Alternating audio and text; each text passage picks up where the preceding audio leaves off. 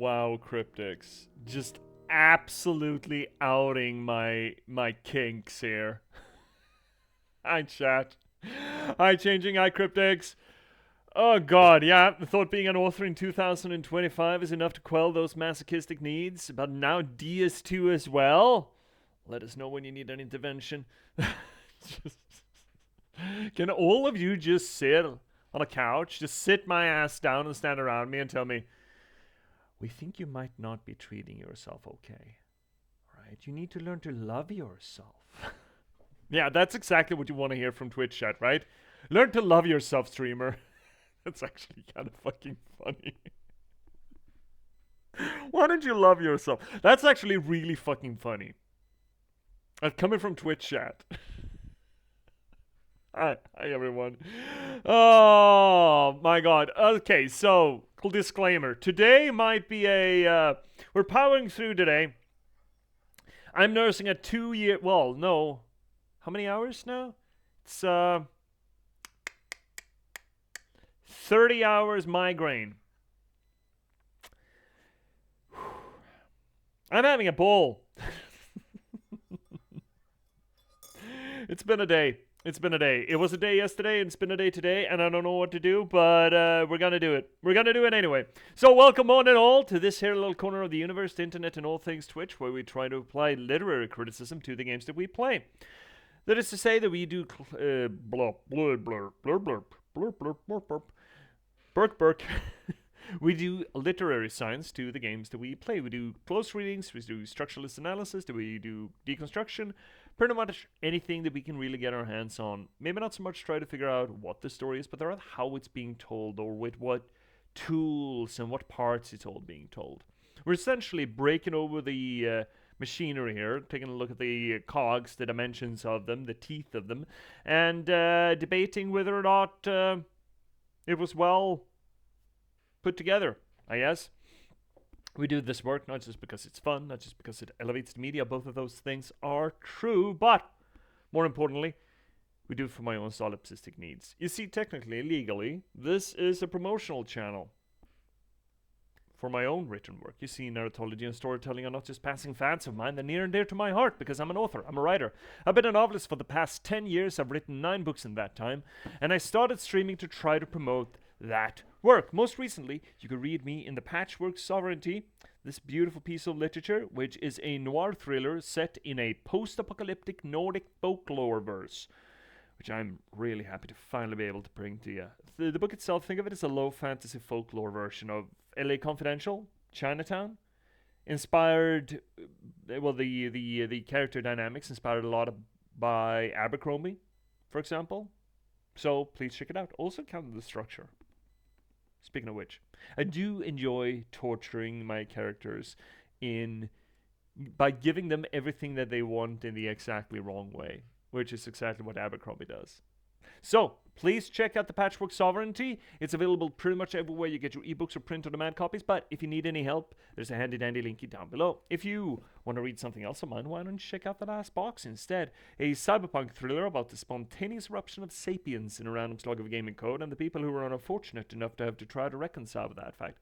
Also think it's a rather good book, does a few things different than most other AI media. It is also available pretty much everywhere you get your ebooks or print-on-demand copies. But if you need any help, there's a handy-dandy linky down below. There we go, disclaimer done. Oh god. Oh god. So how are you all doing? How you doing, Cryptics? How you doing, That's Changing? what I appreciate about you. Vesper? 13 months. Oh my god. That sub baby has started trying to talk. It's like boo boo boo boo boo boo. That's that sub baby. Man, they grow up so fast. It's just a few more months and they can start buying liquor at the liquor store. You're living deliciously. Hope all is well. I'm so happy for you, Changing, that you're living deliciously. That's a very good way of living, to be absolute fair. Might be top tier way of living. Myself, I mean, by and large, structurally, I'm doing fine. The migraine is putting a bit of a dink on it, but, you know, shit passes. I hope, at least. That'd be a fucking fate.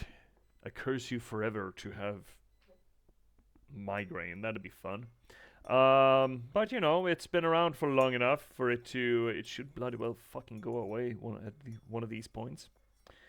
But I get to play Dark Souls 2 with you all, so you know that's nice. That's nice. Look, okay, we're giving Dark Souls 2 a lot of shit, but only because it is in comparison to Dark Souls 1 and then more so Dark Souls 1 really. And considering that Dark Souls 3 is sort of a return to Dark Souls 1 form, Dark Souls 2 just really fucking stands out. Not to mention that Miyazaki was barely involved in it. Right? Only because it deserves it. Look, I say it again. I think the cosmology and the storytelling are actually more interesting in Dark Souls 2 than in all of the others. I think Dark Souls 3 is a very bad... Oh, you do changing. Interesting. Please elucidate me as to why. Because obviously the graphics are the best of the Dark Souls if you don't account for the Bloodborns, the Sekiros, the Elden Rings, right? Only the actual 3 Dark Souls games. Obviously the graphics are the best. I like to think that the mechanics are probably the best. It just feels tighter. I think it's got the best boss fights. Yes, I think it has the best boss fights. It's got the coolest set designs, I think. Yeah, it's got the coolest set designs. I was rubbed raw a little bit about the world design, how they just wham-jangled that, oh, it's that time of year again. All of the important places in the universe are just sort of smushing together, which I felt was a real fucking cop-out, instead of just having to design a cohesive world. But, you know. From a level design, yes. From a level design perspective, everything is super linear. That is true too. If you made an overhead map of the layout of the game is essentially a giant hallway with 1 or 2 split paths. That is very much true changing. Absolutely agree with that. In that case, Dark Souls 1 is still the best. Hands down. So fucking good. Dark Souls 1 map and level design is just, chef's kiss. Best there's ever been. And Dark Souls 2 also has the linear problem. Right? It's a little whirly in the early game, but from mid-game and onward, it goes straight, right? DS2 is like the ugly hooer. It's the ugly hooer. Where you just go, wee, it's better than nothing. Come here. Come here, hooer. Come here, Pluto. I want to fuck ya. Oh my god. Sorry, Disney. Don't sue me. DS2's linearity problem is there for sure. I just don't see that criticism labeled at DS3 almost ever. Fair point. Absolutely fair point, changing. I personally would not go so far as to say that alone makes DS3 the worst one. I think DS3 is the worst one in that category. Absolutely agree with you. But after Dark Souls 2, I guess we just gave up on linearity, and then they gave us Elden Ring, so I guess... which is almost going too far in another direction. I really, really don't like the narrative decision they made in a sequel to DS1. I would absolutely see the point of making Dark Souls 2 its own standalone, which is, for the most part, is, except for like one little reference, and then you still have the fire, the flame is still there. But yeah, there's so much to Dark Souls 2 that's just different. But then again, to be fair, until we got Dark Souls 3, there wasn't a set design choice to make all the Dark Souls games follow one narrative path. And there's no issue with making a series of games that are aesthetically close linked, but narratologically disparate. Right? That's not a problem in itself. I think we had an adverse reaction to Dark Souls 2 because we expected a distinct follow-up from Dark Souls 1. And that almost feels like a nostalgia trip, yeah? Let's see our cryptics first. DS3 is linear, but the changes from one place to the other made sense. But for sure, DS2 exists, although it had the most rough development. I would argue that some of the transitions in Dark Souls 3 makes absolutely fuck all sense. Like, for example, climbing down into a swamp, going into a catacomb that just goes down and down and down. and walking out at the top of a cliff above a moonlit city. There's absolutely some of that, getting to the top of a windmill and ending up at the bottom of a volcanic iron castle. There's absolutely some of that bullshit in Dark Souls 3. Let's see, you're changing. I don't think Dark Souls should follow a linear path. I love Demon Souls and Dark Souls for that reason. That is also a fair perspective changing. Now, I do kind of like where they set Dark Souls 3 in comparison to Dark Souls 1, where Dark Souls 1 is essentially the first cycle, right? It's the first time this shit happens. And when we get to Dark Souls 3, we've lost count. And I do like... Look, I'm not a big fan of apocalyptic storytelling.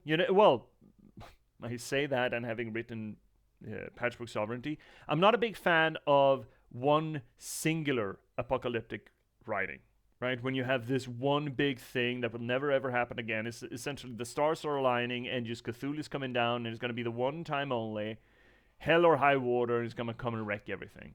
And that is essentially what we get in Dark Souls 1. Now, of course, they do a good job at delivering that, but I'm not generally a fan of that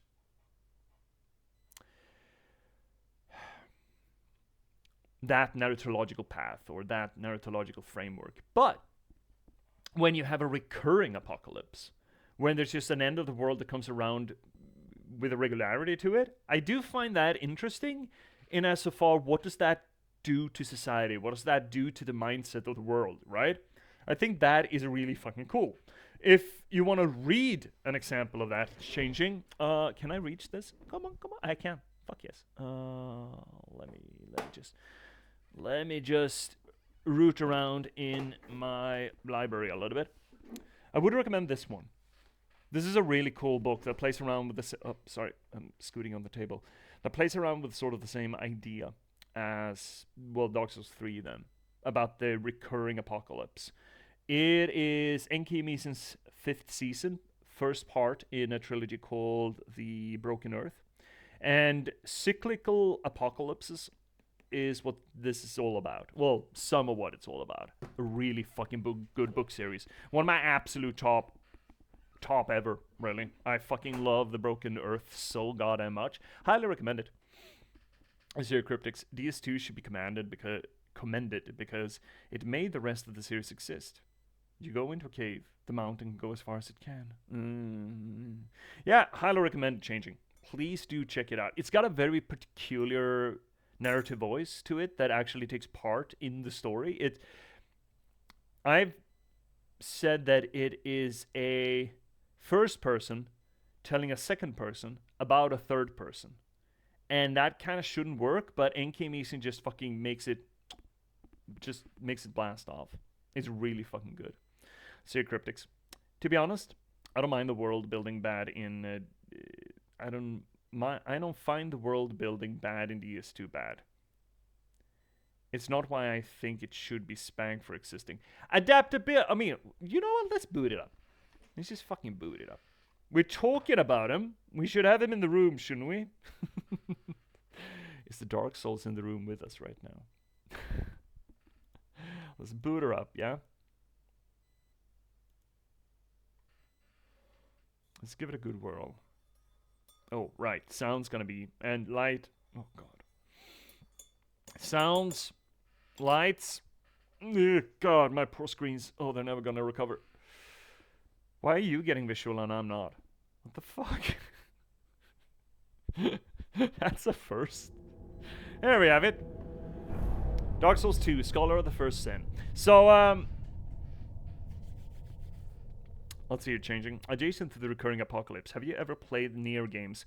Changing I never played any of them. I have Nier Automata on the list, but I also know that it's gonna be a long fucking truck if we ever get into it, so I'm kind of hesitant. I also got it on some sort of a sale, so we would be ready and raring to go on that, but I fear it, because I think it's gonna be a long one, but yes, I am aware of it, and we will get to it at some point. At some point. But I'm a little bit worn out on long games, I say, just having started Dark Souls 2. But we did both a complete playthrough of Warcraft 3, which got long, and of the original Deus Ex, which also got long. So, wee. Let's hear Cryptic. Holy shit, that comment.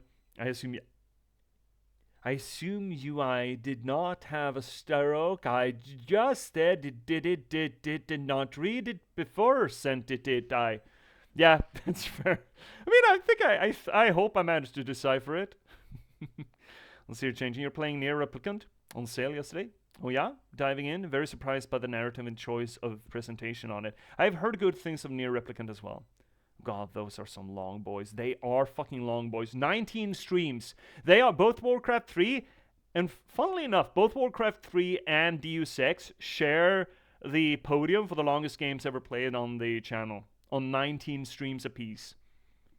They actually ended up on the same number, which is kind of curious, considering we play them at the same time, too. I've been playing a bunch of shorties lately, so I'm ready to dive in. Yeah. On my own, I'm playing through Pathfinder Kingmaker, which is also a long one. But after Dark Souls, I think we're gonna do Little Nightmares. Oh, we got one, chat. We got one. We caught one in the net. A bot. Fuck got him. Yes, you did. You did a good job reading my junk comments. Oh, good, great, fantastic. Oh. Also, you know what? What really put salt in my wound, or my wounded little head, my wounded little migraine? My tea is out. My violet tea is all out. It's even out at the store. I went there yesterday and they just didn't have it. So I'm drinking freebies, and I'm unhappy. I'm disappointed with my life choices. So level 26. We're level 26 by now. That's nice. I do have this is the only character I've ever finished Dark Souls 2 with. That was a few years ago. And now we're running Rosencrantz instead of Rosencrantz. You can tell that I have a specific name. My violet tea is out, so I'm drinking vodka. The other kind of violent tea. Alright, we're in Majula. Beautiful place. Love it this time of year. Looks gorgeous, by the way. We got very slick booties, but they are good. Maybe we should get out of the slick booties. What is that? Falconer boot? Are they that slick, really? What else can we do? It's gonna be garbager. Garbager? Oh no, little... Oh, feet? I know you love feet, chat. Okay, we're running feet, I think. I think we just might have to run feet. Yeah. You know what? You like feet? Surely. That Majula song hits so hard. It's so fucking good, changing. Right, as we've been saying, changing, I don't know if you've watched the VODs, probably not, but Majula might be my absolute favorite hub place in any of the Souls. I love it to bits. I love it so goddamn much. The song, we talked about Dark Souls 2 being almost a version of... It almost talks about dementia, right? This curse where you forget who you are, you forget yourself, you forget your family, your loved ones, and you're drawn here like a moth to the flame. And this song as well, I mean, everything about Majula just screams a place that has forgotten itself. And us just being brought here essentially like a service home for the dementia sufferers. And even the song... No, it's quiet just for that. But just listen to some of these piano cues. It sounds like a person who almost remembers a melody.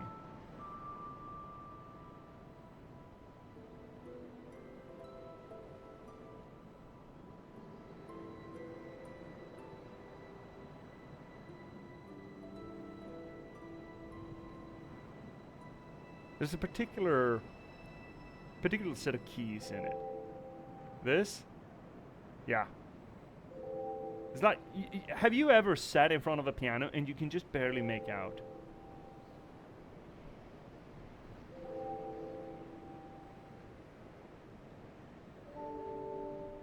You can just barely make out how that song starts, and you just hit the keys and it's just lost, and you hit the keys and it's just lost, and you keep trying to restart your memory and it just never works. And I mean, this song, I would argue, is nostalgia, just as you're saying, changing. Nostalgia and dementia sort of distilled. It's about remembering that you are fond of a memory you can no longer remember. Hi Z! You're getting Judith action. She is filled not with violet tea though. Oh, toast and without paying money either. I mean, Cryptics, you are though. You're subbed. You are paying money for this. Let's see, you're changing. When I played this for the first time and I booted up the game, and every day I felt this sense of nostalgia then, and it still hits the same way. Yeah, again, some parts of Dark Souls 2 are better than any of the other Dark Souls. This is being one of them. Just this feeling, this atmosphere of the game is just mwah. See you, Cryptics. I like the idea of a calm base after you go through nonsense. They really leaned into that in Dark Souls 2. They did. Also with the Maiden leveling you up, since in 1 you could do it at any bonfire. Yeah. The Emerald Herald is like the only cohesive, cogent person in the place. Are we really gonna run around barefoot in this game? I think we might. Right, so what are we doing? We are, we're beating the shit out. We're doing a rerun on the asshole, the bastard, right? I forget his name. The recurring asshole. Have we read all of the things? I think we've read all of the things. We do have a Pharaoh's Lockstone. I forget. Okay, here's a question. There is a Pharaoh's Lockstone thing in the Forest of the Fallen Giants. Is that worth using it for? I forget what's behind that door. Can someone look that up? It helps if you already know Dark Souls 2, but if you do, can you just fucking help a brother out? So, yeah, it is. Scholar of the First Sin.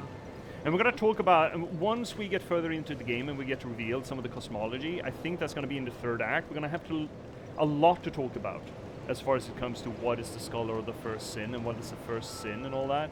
Because, again, we need to apply a lot of, number one, dream logic to everything that goes on in this game. Number one, dream logic. Think of it as like a fantasy Japanese version of Mulholland Drive. Number two, Arthurian mythos. So those two attributes, one should consider a key to understanding this game. I feel like that's appropriate. But you know what? Everyone's wielding. No, you're doing the Ishtuk. Good for you. Well. Not there. There. And also the view from Majula is just absolutely glorious. Absolutely gorgeous. Oh, so many. I love the fact that people are still playing this game. Oh, changing? Do you know what? Do you know what we encountered last stream on Monday? We played around a little bit with the white soapstone, and we found a person who summoned us to their world who had... It looked like they had never played Dark Souls 2 before. Like, holy shit. People are still playing this for the first time around. Beautiful, right? It was fucking gorgeous, man. I loved that moment to bits. First off, we started realizing, oh, little guy doesn't know where he's supposed to go. Ow! Splinters in my feet! But then thought about it for a while and just fucking go, buddy. Just fucking go. That's just so good. I love that. I love people getting into Dark Souls for the first time. See? See? I love it when people get to experience this nonsense for the first time ever. Also, everyone remember when C is streaming, you need to go in there and redeem channel points. So that, oh, actually, we got her. You are forced to play Dark Souls. OBS fucked you over. Wah, wah, wah. It's done. Yeah, it is. Zero changing. I've had the privilege of having the same experience in Demon's Souls thanks to the community service. Oh, yeah, it feels fucking good. Yeah, C will love it when people play DS for the first time. We do, though. We do, though.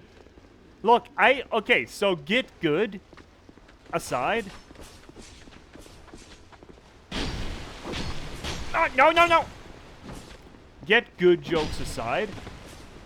I think DS players absolutely love the fact when new people get into it.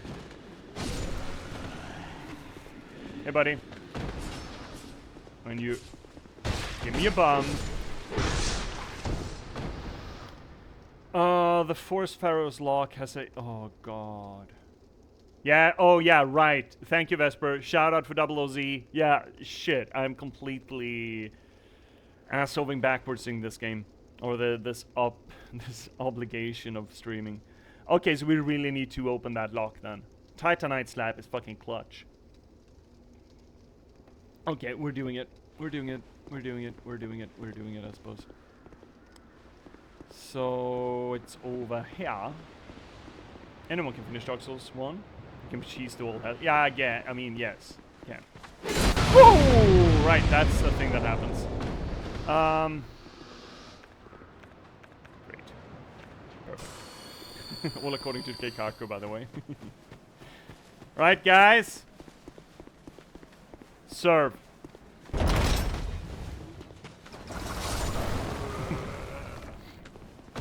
We'll take cheesing tips. I don't think we should give you a tip about anything in that game. Oh, pokey pokes, best pokes. Best pokies. Hey, dude. Come over here with your Estook. Whatever the fuck you're wielding. No, that wasn't the Estook guy? Oh, well. Alright. Well, Pharaoh's Lockstone it is. Just get a shield. Just get a good shield. Get a good Dark Knight or Black Knight shield from the first drop. From the first Dark Knight. Fight him level 1. Get that shield and you're good. You're golden. Oh, come on, you horse fucker.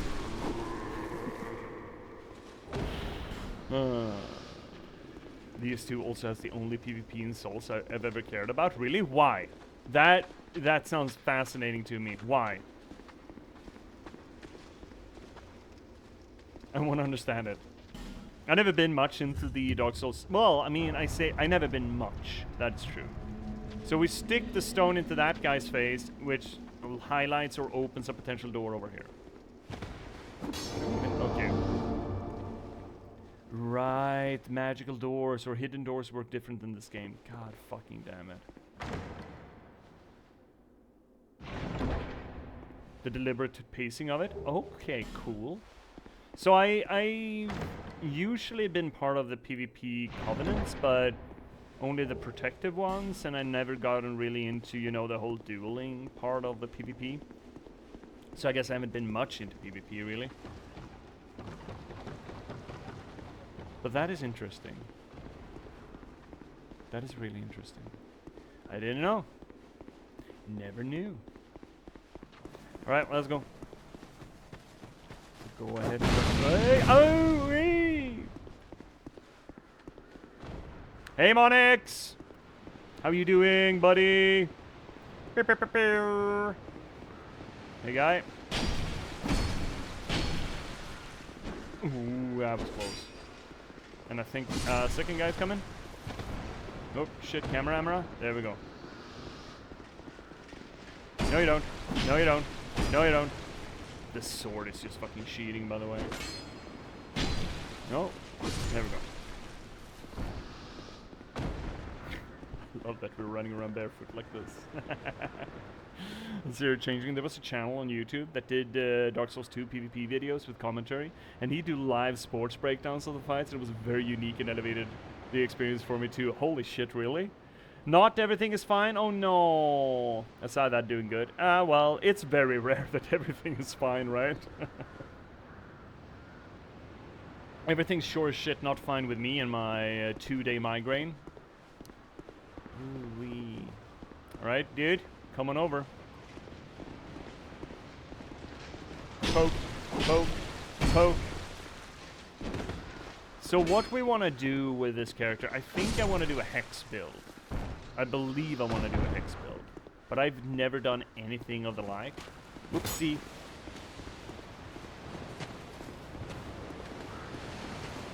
No, I don't. No, I don't. As long as you're alive and getting food, it's all right. I mean, by that definition, I'm a-okay.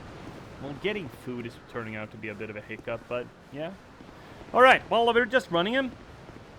We're not. You know what? Yeah, we're just running him. Fuck him.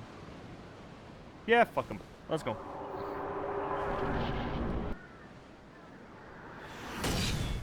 Yep. Here we go. fucking giant eagles, am I right? A Pursuer Knight. Very narrow field of view on that guy.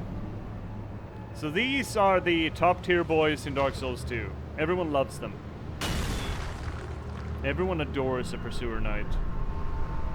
Hope you're doing good, J.P.S. Well, aside from this 2-day migraine, I'm doing alright. I had a hell of a day at work today, though.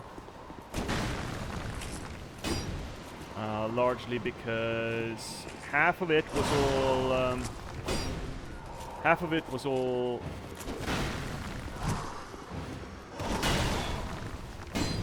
tech support, or I needed tech support. I had technical difficulties, and half of it was just lecture. Which, you know, not the most... Ooh, that was close. I could have gone bowling. I thought you had more tricks than this.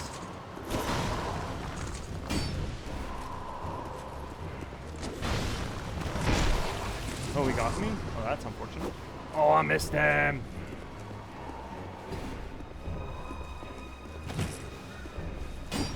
Just poke. Bump poke! Bump poke! Bump poke! His ass is gonna be so sore after this fight. Oh shit, you can't just... Oh no! Horse shit! Horse manure! Drink. Quicker! Faster! Ah! Missed his bomb! Oh, right, this fucking thing! Poke. Got a crotch shot that once. Wait, does this armor just have faces on it? That's pretty cool. I never noticed that before. We should pop a life gem. Some... Oh, that's wrong point. Oh, we made it. That's fine. Oh, that's a bad one. Don't get hit by the glowy stabby. You don't need a Dark Souls expert to tell you that. Pokebomb. I'm gonna use it like a sock puppet, you dumb fuck. Pokebomb. Pokebomb. What was that? Did he stagger him? He's a good fight once, yeah, pretty much. I mean, he does get some new tricks up his sleeve on the later fights, I believe. Because, yes, people haven't played Dark Souls before, you better believe that Dark Souls did reuse its boss fights before Elden Ring. Elden Ring did it worse, though, I think. Just, okay, but you had one Crystallis guy, but what about 2 or 3 or 15 fucking Crystallis guys?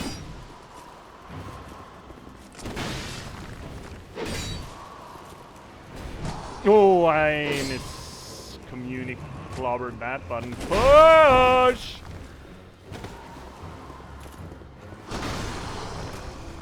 Pokebomb. Swingy bum. Pokebomb. Now, if you're 2 people doing this, you can definitely do the ballista trick, but doing it solo is no bueno. I guess you could, theoretically, but it's no bueno. And besides, it's good practice. You're gonna have to fight more of these fuckers that don't have ballistae. Oh, tactical roll. I got the iframes now, motherfucker. Oh, we're so close. Don't overextend. Whatever you do, do not overextend. There's no overextending in Dark Souls. Soul of the Pursuer and Ring of Blades. Yay! And so many fucking souls. Holy fuck, look at that. Wow, that's a lot of souls. Are you not supposed to fight this guy here? Whew! Rich now, yeah, fuck, we can buy something. Actually, we could buy something. Could buy a fragrant thingamabobbly doodle of Jor. Well, that went surprisingly easy. He is difficult fight. He's not a difficult fight. He's an intimidating fight. And a lot of people get stuck on this fight particular. So that used to be the big summon sign. Hocus pocus in this part of the yard.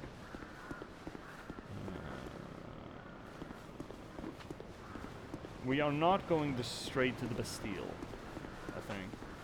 Ow! Oh, fucking hate you. Get fucking bumps, dumbass.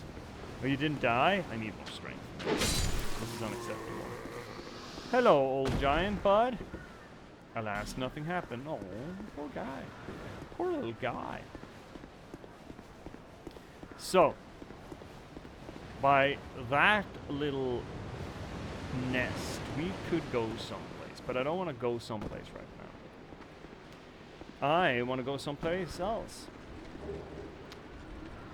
Now, this armor set and this sword is very good. This sword might be my favorite sword of the game.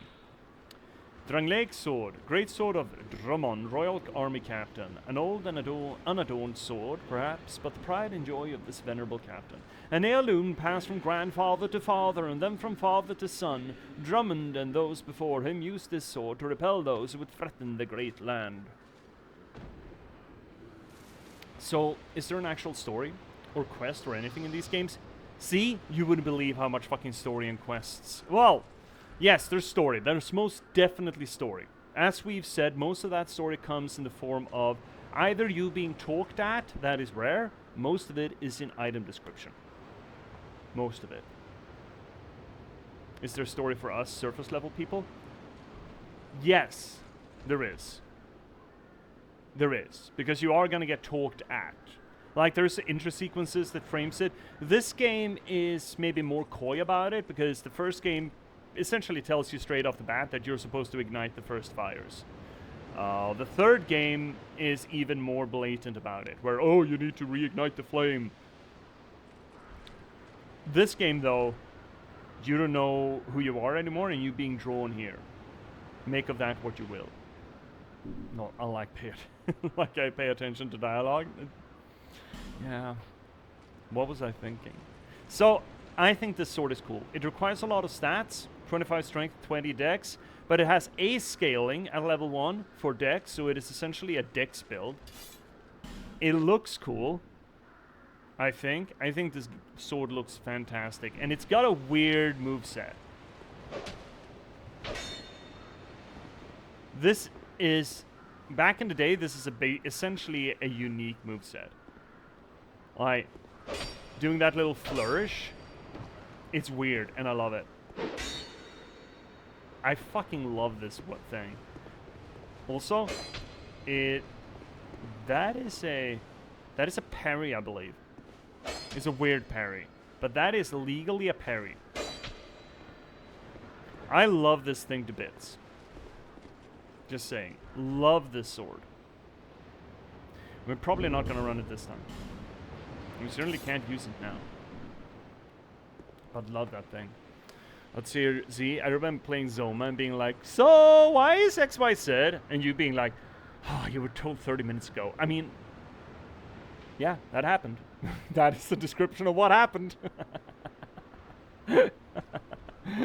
Yeah, dude, see, me as being old story nerd about this bullshit, and watching you just talk over, having conversations over the dialogue that happens in the game, I gotta tell you, that runs me up the fucking wall sometimes. You know, you do you and all that, but I'm like... Simon and Kathy are talking! Let's see, changing. Demon Souls straight up has an exposition cutscene in the middle of it full of slides of art, which feels like a playtesting note. Lol. Yeah, never actually played Demon Souls. I saw Load and Ready Run play through the remaster. Looked really good. Okay, I found the thing. You found the thing? The Pharaoh's thing? I think Changing already told us what the Pharaoh's thing was, if it's the Pharaoh's thing you're talking about. My sword is about to... Are you, dude? Are you... Where are you? Huh. Guys, she's going. The thing that will annoy you? Oh, no. How could I ever be annoyed? See, I am the Zen fucking master. Careful. Careful, streamer. Don't poke the bear. Don't poke the bear.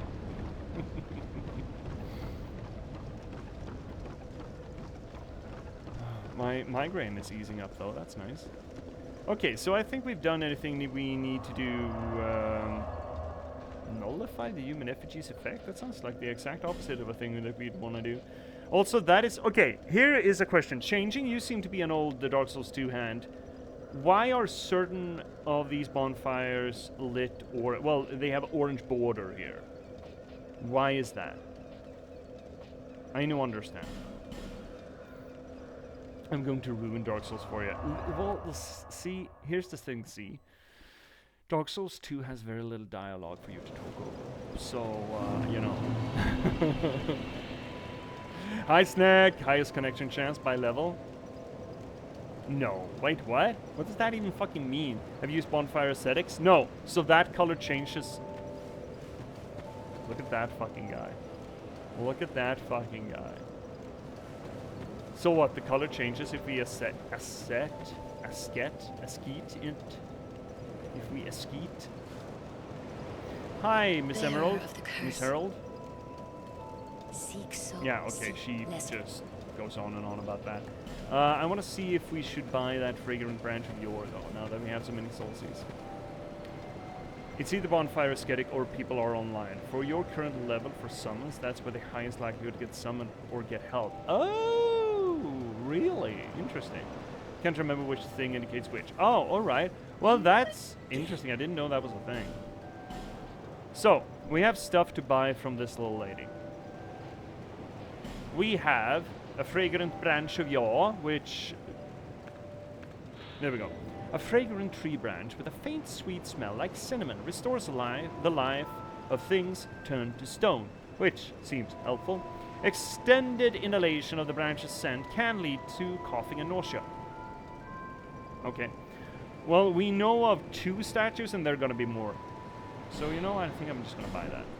And then we have the Pharaoh's Lockstone. We've already read that. Might as well, you know. We got the money. Should we even...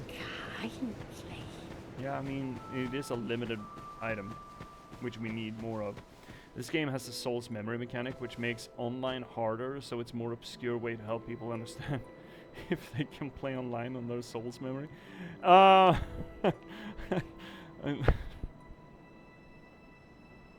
The game has a mechanic that makes it hard for people to understand where they can get help, so they added an obscure method of telling where people can get help. I love that. That's very Dark Souls. Hi, my guy. You're sitting on a stool now instead. Oh, I was hoping that you would come. Oh, you did? Would? I've stocked some new things, and I thought that you might be interested. I've already bought enough from you? That's nice. They've been selling rather well, and I may step up operations soon. Oh, great. So... I'm surprising even myself, to be honest. Did I mention before that, well, I'm not from You these did, parts? yes. I was on a journey, and somehow ended up Oh, here. you somehow? Don't know how you got there? The desolation here was disenchanting at first, but over time, things started to turn my way. Uh-huh. You don't remember talking to me before, do you? I've got a good few regulars now. He doesn't remember talking to us. Strangely desperate and quite willing to pay a premium. Oh, you're gouging them? Sadly, some of them never come back. But I try not to think about it. Might just want to stab you, my guy. Have you seen that warrior lugging that giant blue sword Oh, about? yeah, I did see him.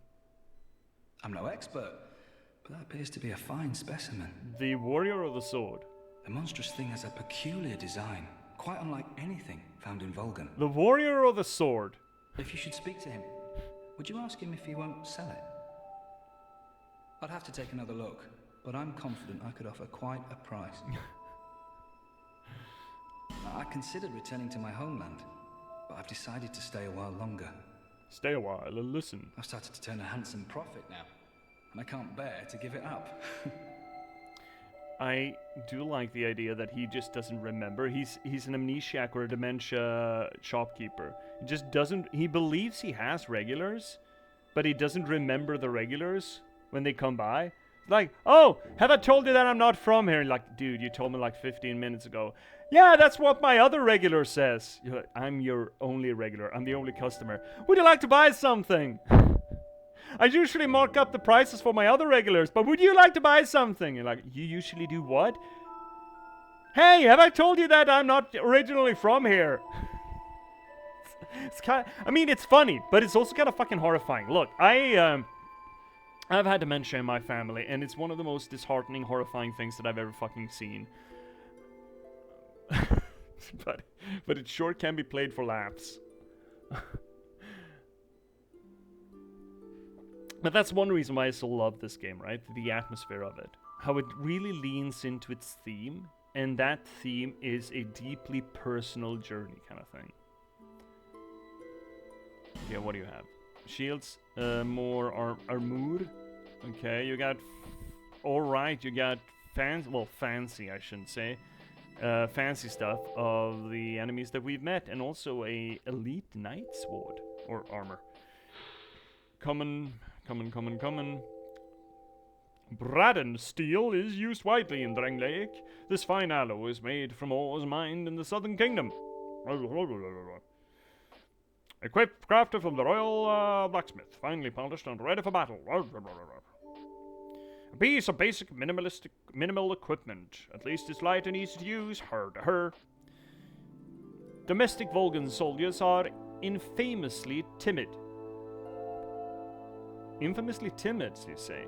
So it is no wonder that this fierce band of mercenary falconers was hired to compensate. In practice, they serve as bodyguards for the affluent elite, and they serve well, such that nobody dares scrutinize their backgrounds. Good for them, I suppose. Should get the gloves. We got the boots, though, right? Yeah, we did. Let's get the glovies. We're not leveling at all for this money, are we? I considered returning to my...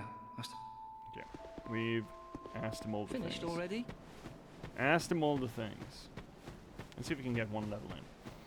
I do want to get level 10 before we head into the next area, but I think that's not going to be much of a problem. Bearer of So we're going to run up into a bit of a difficulty spike here. We're coming up on a little difficult spike. Are we doing a hex build? We are doing a hex build, right? We are doing a hex build, right? Surely. Surely we're doing a hex build. Are we not doing a hex build? We've been saying that we're going to do a hex build. Otherwise, I'm just going to go into a standard dex balance build. We're doing a hex build. I've been saying that we're going to do a hex build. So let's just do a hex build. Alright, well, let's go to the next area. Now, obviously we could go to the Bastille from where we fought. Oh, also, we haven't read all of the things that we got. We didn't read this. The pursuer who seeks the bearer of the sign will not rest until his target is slain. Uses... Okay, that's it. Oh. Soul of the pursuer who lurks in Drang Lake. We also got a ringy. I think. Oh, this thing too. Oh, it doesn't say anything. Here we go. Ring of Blades is modeled after the Mad King of Olkin's weapon of choice, increases physical attack. The kingdom of Olkin and Ven long ago flourished on these very grounds. They were both founded by the same man, but were reduced to rivalry and spite, despite having the same king. I'm digging out my headset now. I've been reminded I have it. Let's see if I can get it booted up this evening. What? Okay. Right, the VR thing. Right. Yeah, didn't that game look interesting, see? So, earlier today I just saw a pop-up. I don't know how I noticed it. But the Midnight Walk, I might actually pick that up. It looked kind of interesting. Put it up in the Discord. Looked real weird and interesting. What else did we get? Right, we got armor too. Didn't we? There we go. Didn't we get a helmet for that? Apparently not. There's not a helmet for that? This thing. Drang Lake Mail. Drummond's ancestors have said that's the same. It's the actual same. Okay, that's not very interesting. Is it the same for them all? I think it is. Oh well. We also bought a new set of gloves because this set looks weird. And that's worse. It's weightier and worse? You know what? Fuck it, I don't care. Stinking care. Sneck has played some of it already. You have, Sneck? How does it feel? Is it cool? Are you still there, Sneck? I have the curiousness about it. It looks interesting. Yeah, I posted my thoughts into Discord. Oh, you did? Great! Well, I'm not looking at it right now. Could you? It looked like a weird blend between first-person, first-person standard horror game, like walking simulator horror-esque, and also like you were playing sort of a My Little Nightmare thing. Which is it? Is it both? Or is the Lantern Lad just an NPC you're doing escort quest for? I'll read it later, but I wasn't able to wrap my head around it, seeing it. Or, I could just read later, but I'm not going to read it now. It's very puzzle horror for gameplay, and a mix of puzzles and run hide. Okay, well, pretty much standard. Okay, so we got these guys. I'm not going to run into them. They fucking suck. But, this guy is chill, as you can tell, as you can see. Very cool, very chill, very doge. And then we got these big fuckers. These are less chill, much less fun.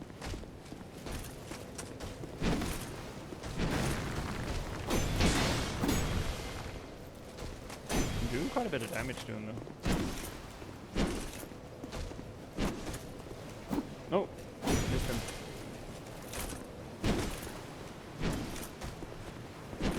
Jesus Christ, you swing. Third stab. Third stab is the deepest. Baby, I know. The third stab is the deepest. We already got that one when we came here last time. So let's just carrying on. Look at our little feeties. What happens if you touch the pools of blood? You get to witness one of you, see? Where is the pool of blood? Should be a pool of blood around here somewhere. There we go.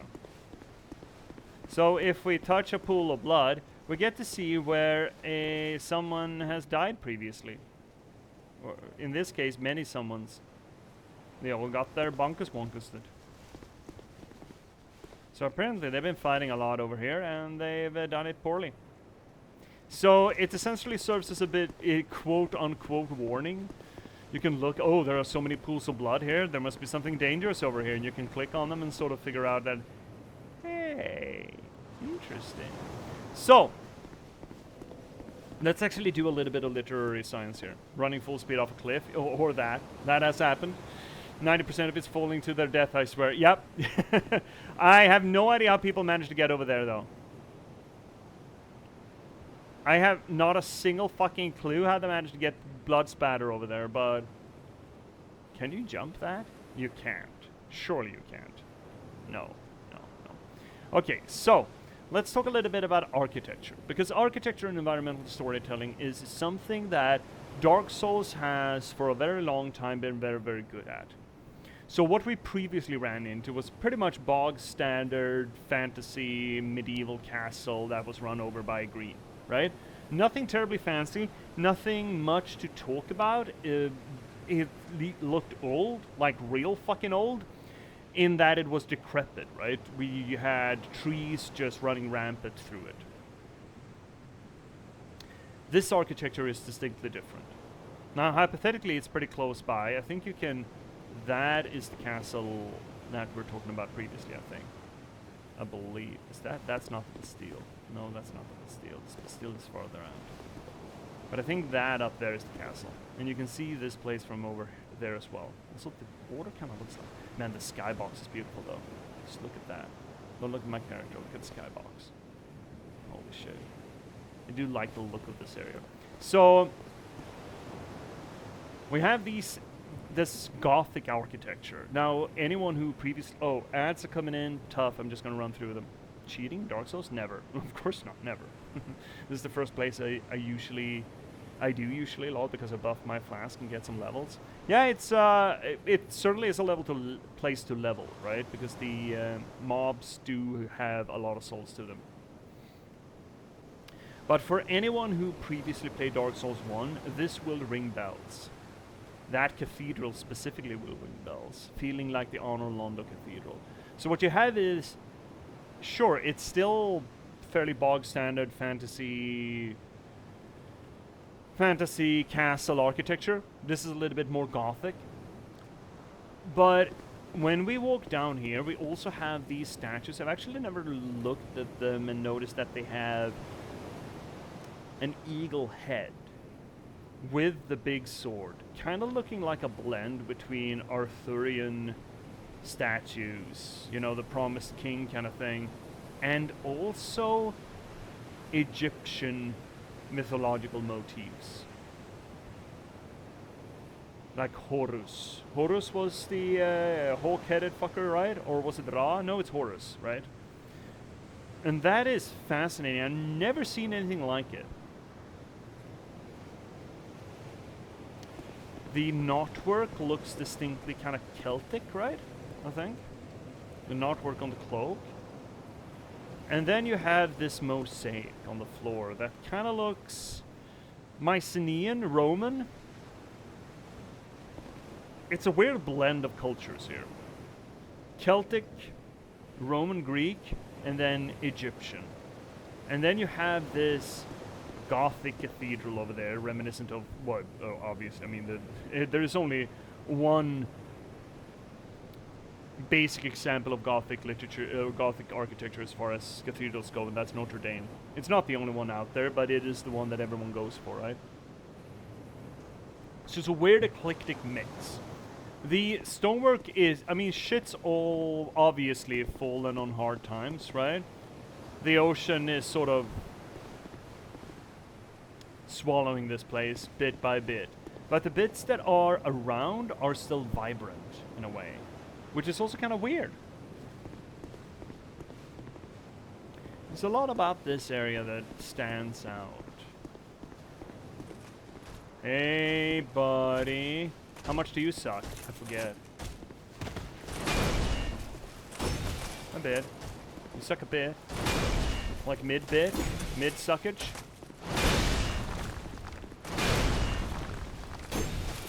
Double pokey. Oh, I overextended. Greed. Oh, right, you do that. Oh, I remember that thing. That's fun. No, too early.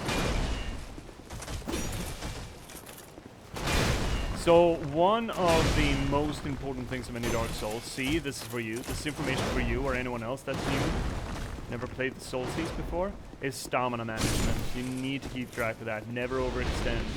Never rush things. Take it slow and easy, and you'll get there. So, yeah. Very much so distinct architecture in this place. Also, the lighthouse, of course, drawing inspiration, well, not of course, naturally, but most likely drawing inspiration from the pharaohs of Alexandria. Particularly with a blend of Greek and Egyptian traditions, it really brings to mind the city of Alexandria. And thus, you could look at it not just as a vanguard for culture or higher learning, but also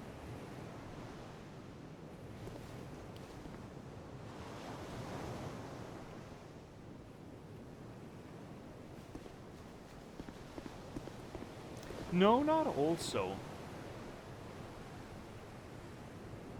Nothing also about it. Also, notice how we went through a. Notice how we went through a sewer and ended up in a mausoleum like this. Up there's Majula, I think. I think that's the Blue Knight place in Majula. So we got through there, and then somehow managed to get in there. Absolutely doesn't connect. And then we're back to either complaining that fuck, this game has no cohesion in its level design at all, or number two, obviously doesn't fit together. Was never meant to fit together. And thus we are suddenly in Dream Logicville.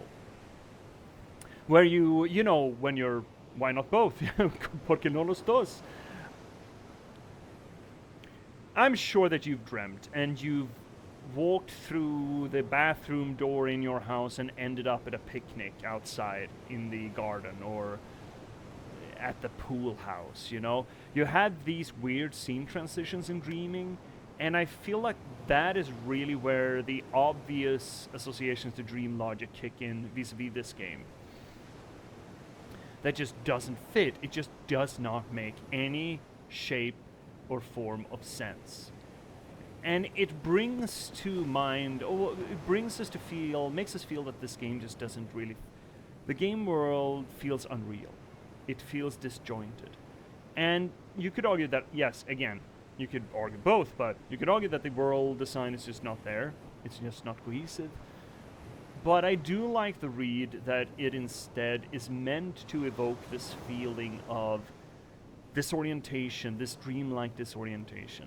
That the world, this kingdom, and our experiences in it don't really feel real. It could also lean even more into the dementia thing, where it's not so much that the world has a gap in it, the world design has a gap in it. Maybe it's our perception of the world that has a gap in it. Maybe when we stumbled through that sewer, we had an episode and just spent like 10 years just wandering. And our self just kicks in when we exit here, and we just haven't been paying attention. That could also be a read of this, considering how dementia is absolutely part of this world. Let's see, you're changing. I think it's a case of aesthetics, dream logic, not working in practice. I mean, I'm not even going to say that it doesn't work. Maybe... I just don't think that gamers are used, or were used, to interacting with the story in that way. Let's see your snack.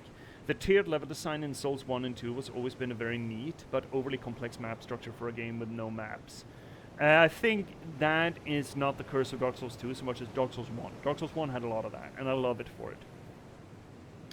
Doesn't have that moment of connection, you deduce that? Yeah. I do think it's an intentional and the DS3 awkward. See, the world is changing now, moments are a response to the criticism in some way. That is absolutely a read, yeah. That this depiction of that feeling, that disorientation, is just they're too obtuse about it. And Dark Souls 3 tried to lean in harder and made it explicit. And then, considering they made it explicit, I feel like it kind of doesn't work. It works worse. Funnily enough.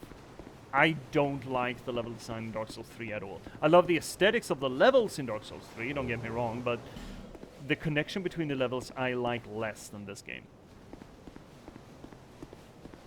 This is a dangerous fight because we have limited space, but...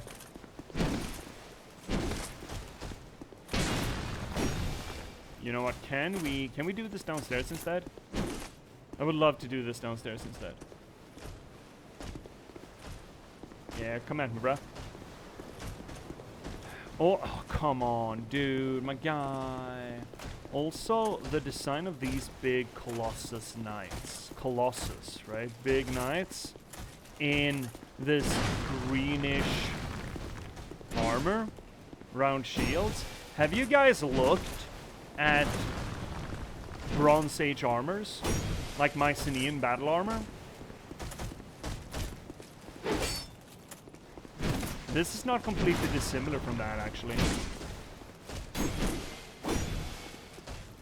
Not dissimilar at all from Mycenaean battle armor.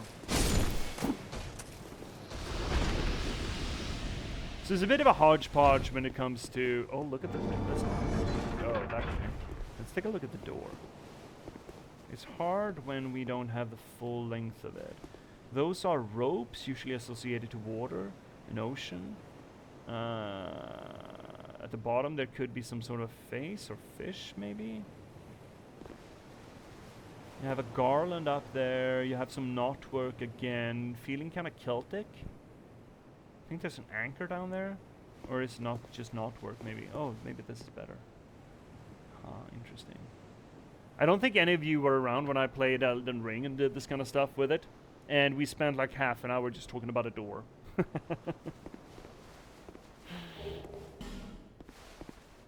Okay, let's push the button. Push the button! Oh, look, someone's praying over there. I'm sure they're nice. What is happening? Oh my god, we got more level to our design. Oh, cool. Also, there's someone praying up there. Right up there. Right up there. Also, this sunset.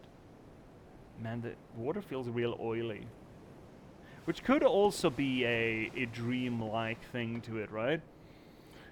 The reason why oil takes on this appearance in when it's on water is that it really refracts the light. It just breaks it apart, splits it essentially.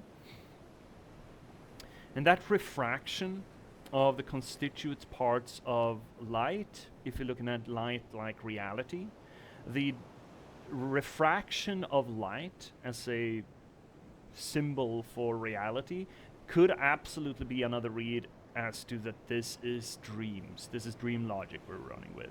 Reality is refracting for us. It's breaking apart into constituents. So it disassembles reality, essentially. Which could be both true for dreams or, for that matter, dementia.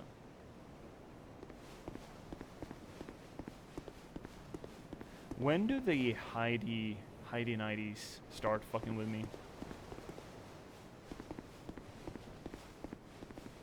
Could we do this one at a time, my guys? Please, let's do this one at a time. I don't wanna have to. No, just one at a time. Just one at a time. Just one at a time. And let's go all the way back. Don't go back. Go off the edge, I don't mind that, but don't go back. No backsies. Oh, you got such a big sword, my guy. Oh, look at this thirsty feller. Yeah, come on down. Yeah, come on down. Oh, you're gonna love it down here. Oh, you're gonna love it down here, bud. Oh, here we go. Bonka bonkers. Bonker stonkers. Stabbies. Stabbies. Ooh, that was a late roll or early roll or other. Timing rolls. Like a Dark Souls champ. You know what? Don't stop there. Get over yourself, bud. Take your Tonkatrons and kick rocks, eh? Oh, shit. Can we just not? I would love to not. Could we not? Sirs? Sirs. Sirs? Please? You know what? You know what? What if not? What if no? What if no? Is no an option?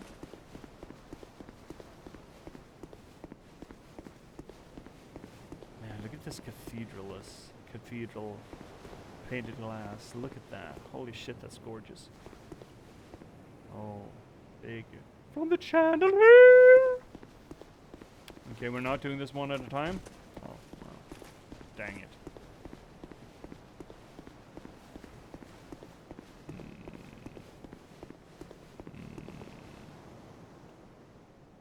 You're alone. I think we're alone now. This little guy can fucking kill. Yes, I think we're alone now. Stabby.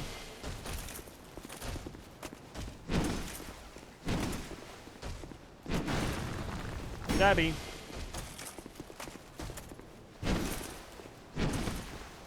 Here's another Dark Souls 2 rules question.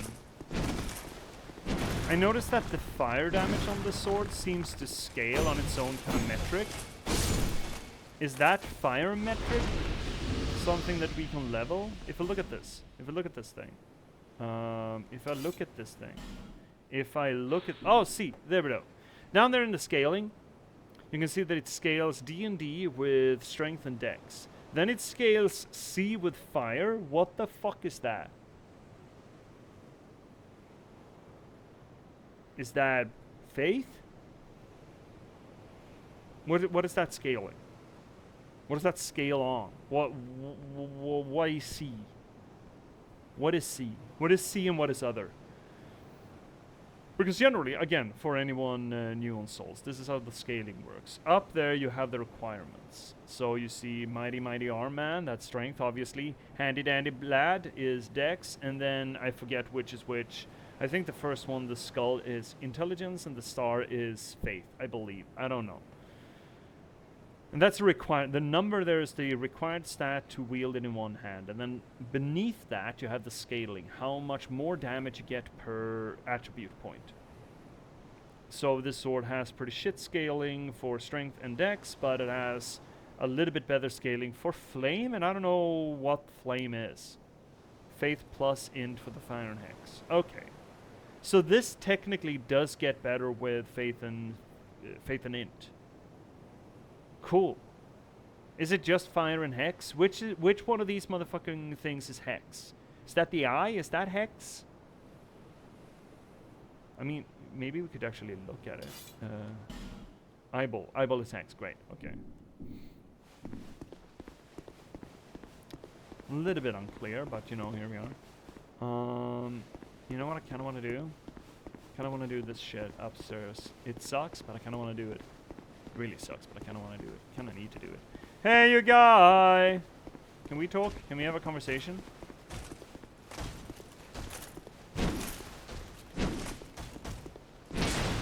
Real stab happy lad. Stabby happy.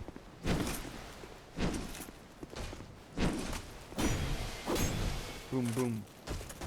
I feel like Stabby Happy is Happy Clary's stage name. Or superhero, vigilante name. Happy Clary has evolved to Stabby Happy. Pale Stone. What the fuck's a Pale Stone and why do we care? Oh, Radiant just gives more. Give more. What is Pale Stone and what is different? What even is Pale Stone? Oh, it's probably upgrade material. Yeah, here we go. An altered state of Titanite. This does not revert reinforcement, but undoes imbued powers such as magic, fire, poison, etc. Okay. Big lad. Some of the staves are sorcery. Oh shit, Heidi Nighty. Did that aggro all the Heidi Nighties? Hope not. Doesn't look like it. Can we just get... No, not both of you. I cannot for the life of me be responsible for both of you. Oh god, please, no.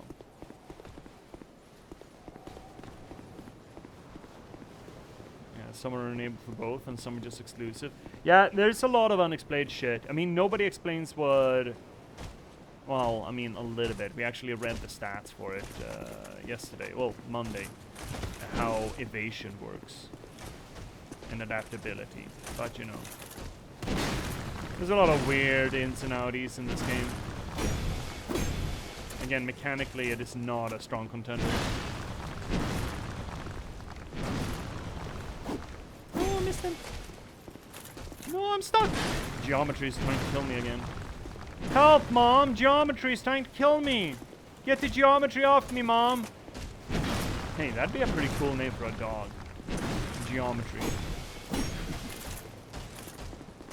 I can kind of get behind that. Stabby, stabby, daddy. Man, I never... I think I just jinxed myself. I've never had such an easy time with these guys, I said. Or thought of saying, and then I said it, so you know. That's usually, well, I was about to say that that's usually how it goes with thoughts and things to say, but that is demonstrably untrue for me. So let's crank it and raise the lever, Kronk. I'm sure that's gonna help us. Actually, there is a trick where it doesn't help. Man, look at these windows, man. It's a lot of flower motifs. Interestingly enough, a lot of painted glass windows like this usually depict heroes or kings or mythological figures like carpenters or flyboys. But here we only have flowers. Feels like a neutered church that you could pray to anything, any which way you want. It doesn't matter what you pray to. Or maybe it is it a fleur de lis? No, it's not quite a fleur de lis. It's more like, actually, is that a lilies? Is that a lily? If it is a lily, that would be a depiction of, well, the lily usually represents death. Oh no, we're getting to fight the fun guys. Oh, I hate these fellers. Like, with a fucking passion. You don't even know how much I hate them. They got a weird fucking moveset that I've never been okay with.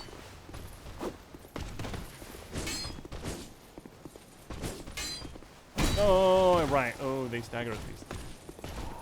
These guys fucking suck. You suck. Yeah, that move. I don't trust you. I don't know what you do there, but you do something. Potentially. See? They swing behind them. I fucking hate these guys. They also drop a sweet sword, if I'm not mistaken. At least we stagger them. That's nice. I didn't think we would. I really did. Oh, see that fucking move?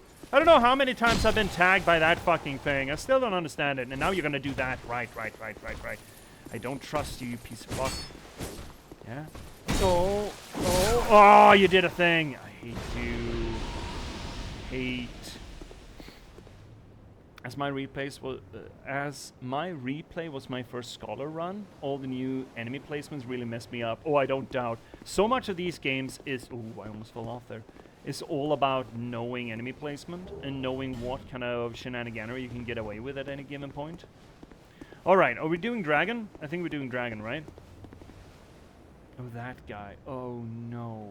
We gotta pull him, right? We gotta pull that feller. Can we? Do we have anything to pull with? We do have a... but I don't need to use it properly. I just need to use it enough to flag him. How do we even use these things? Yeah, I get it. We can't use it properly. There we go. There we go. Okay. This is exactly how crossbows work, by the way.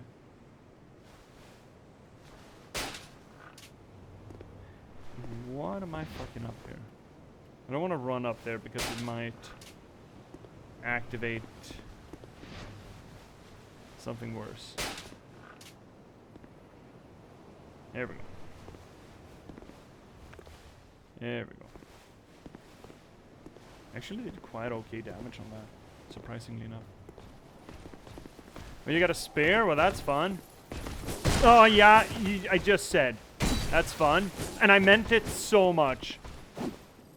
Oh, look at you! Oh, what? Ah, fucking hate those guys. And now we need to start over from the... Fuck. Oh, I hate those guys so much. Oh, man. Oh, shit. Oh, no, I got too excited. And my migraine came back smackering. And now we need to do that entire fucking thing again. Wait. We need to do some kind of fucking thing again.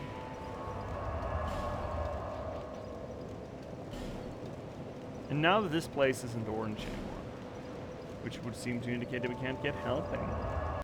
Someone's doing their Berserk play, Berserk cosplay. Well, at least the rest of the Heidi Knights haven't aggroed. Oh, hi, guy! Hey, you guys!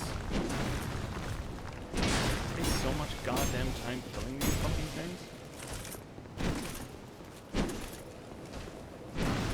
Overextend a little bit more.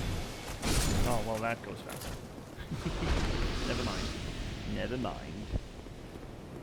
3 hours later.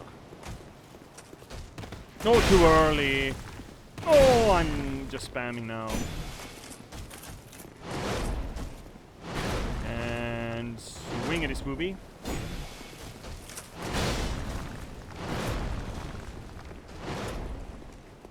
That. Oh, too fucking fast on that, bud. Stabby stab stabs.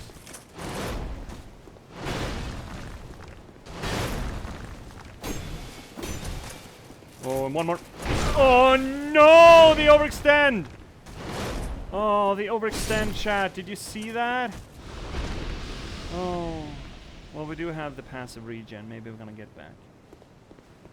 Man, I wish I could just run through this. Do they un-aggro if we get up to the dragon? Probably not, right? Because yes, there's a fucking dragon on this level. It's like the only dragon in the game. And it's on the second fucking level, or potentially the first fucking level. Imagine getting in here with only a dagger and a will to live, or will to fuck things up. Imagine that, chat. Can you come down here, bud? Yeah. Sweet.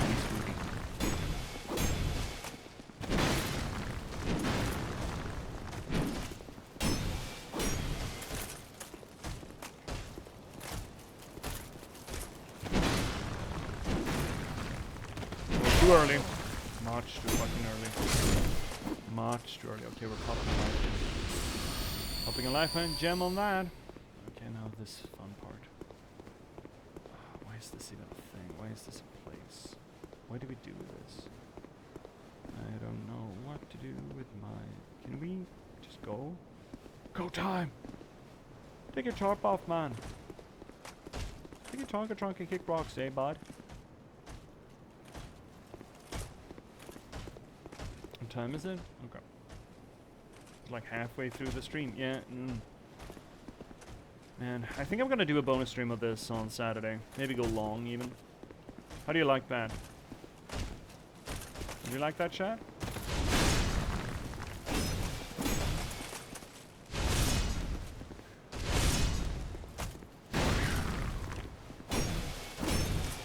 Oh, not enough stamina! You gotta be shitting me! I fucking hate this game!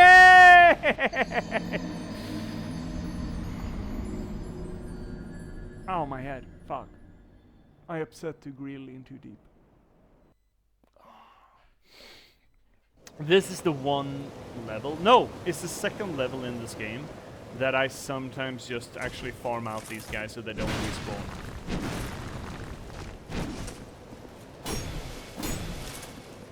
The other one is the iron key. Or the fire key, whatever the fuck, you know?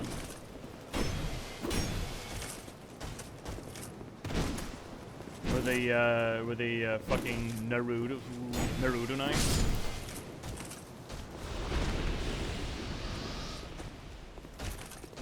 Oh, come on. You don't hit as hard as you really should. My guy, have you not been eating your Wheaties? Oh, maybe he's wielding that hammer when he doesn't have the stats for it. I think that might be it, actually. I think he might not have the stats. Hey, are you staffless, my guy? He might be. Poor guy. Poor guy. He was issued a hammer and didn't have the souls to wield it. Hey, you guy! Are we... Do I even have to? Oh, I guess you... No? Huh. Interesting. Okay. You know what? Never mind. Yeah, never mind then. Oh. Oh no, we're stinky. Oh, look at our stinky feet.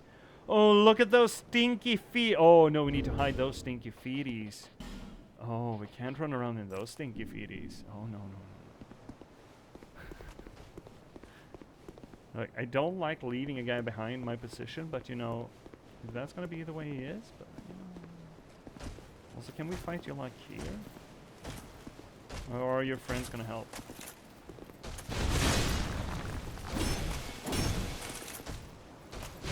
Kinda sounds like they're helping. Are they helping? Whoa, that's a swingly swoopy. There we go. Oh, now they're coming. Lord, they're coming. Can we disenchant you by going over here? Whoopsie daisy, there we almost went off the edge again, eh? Why do I get Canadian when I get flustered? Also, this is better. Oh, this is just improved. This is just greater. Better. Better, stronger, faster. Alright, let's go. Whoa, that's quick swing. Oh, wait, what? You have a stabby there? Since when do you have a fucking stab? Sword's too big to stab, my guy. My sword's not too big to stabby. There we have him. Yeah, I'm not gonna fight you until I have to. For sure, for sure. Alright, let's go. So go ahead and try to hit me if you're able. Can't you see that my relationships of the Dark Souls shuffle? Have you ever seen something so beautiful in your life? Man, when Z plays Dark Souls 1 and starts doing this shit.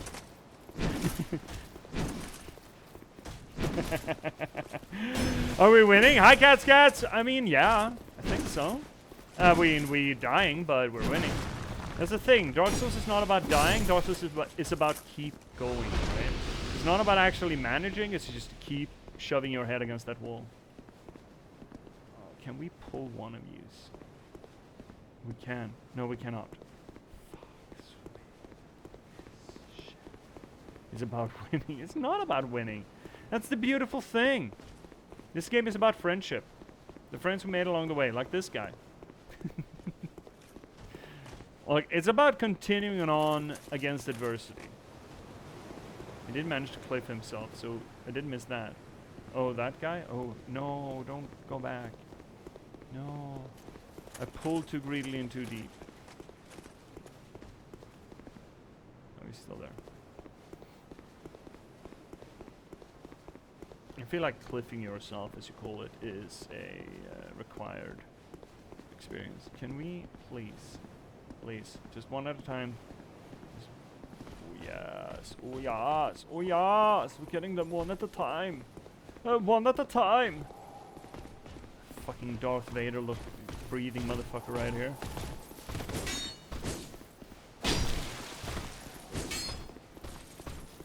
I don't trust his moveset. I still don't understand this guy's moveset.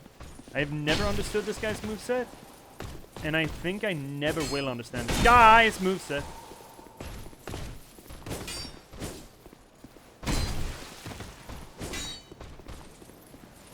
At least we stagger him, that's nice. Really didn't think we would. But I don't trust the stagger either. Because sometimes he just snaps right the fuck out of it and just slaps us. The stagger is nice. Is parry the clutch move again? Don't trust that. It's not a window. It's a trap. There we go. 600 Glod. I think he drops a sweet sword too. If you know, you can power through him. Alright. Should we up this sword with the Titanite? I wonder if we should. Also, there's a fucking dragon up there. Can we run past that Tidy Knight up there?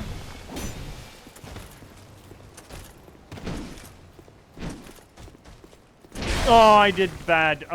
You know what I did? Do you know what I did?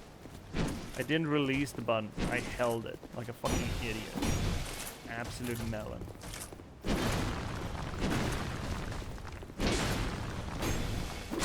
There we go. Drop anything? Did you drop a sweet katana? Another pale stone. Yay. That was much rejoicing. Can we run past that guy? Is he not working tonight? Oh, he is working tonight. Okay. Well, at least we don't have to pull him with a crossbow. That's nice, I suppose. You know, it's the little things in life keeps you going. Oh no! Ah, come on! That's horseshit. By the way, no, you need to run. Why am I not running when I'm begging to run? Quick little gem because that goes faster. No, you don't. I don't know. How do I even get to you? See? Where's the fucking hitbox on this thing?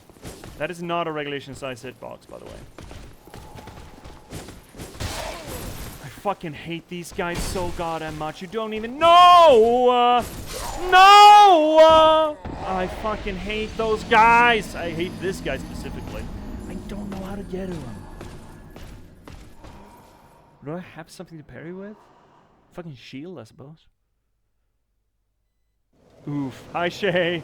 Yeah, it's oof o'clock over here on the channel. How you doing? Do we have mods around? No, we have a stretchy though. That's nice. Do we have any mods around that can give Shay a little shouty outy?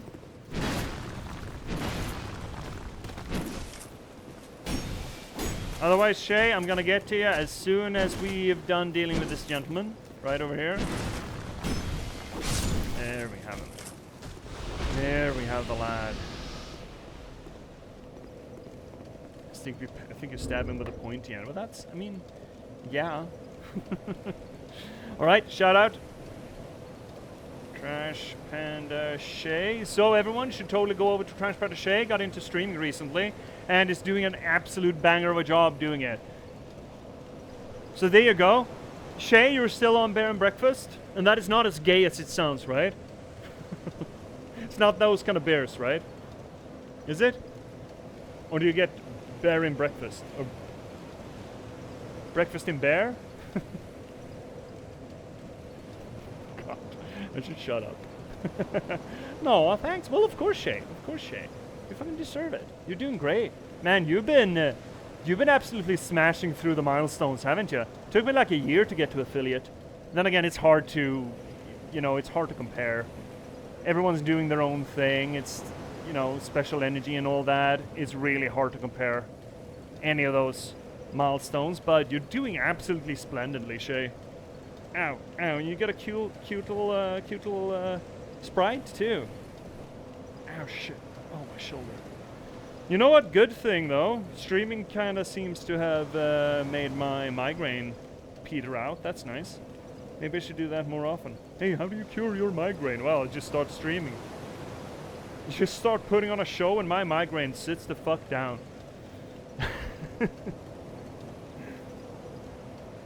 Maybe that is what migraine is my frontal lobe just screaming to entertain. Let me entertain you! That's just my migraine going. It turns Robbie Williams real fucking quick. That'd be a fucking thing, wouldn't it? That is just for... What? What am I seeing? The bear does have balls on his neck, so it's not quite completely sure. That is just for... Are you sure? Have you checked them? Have you checked them to be sure? Just play Dark Souls to cure migraines. Yeah, I mean, fuck. Maybe we have solved... Maybe Miyazaki really did solve it. Maybe this is like the snake oil of blood pressure. Just play Dark Souls. You're either gonna get a heart attack, or you're never gonna have a migraine again. Oh.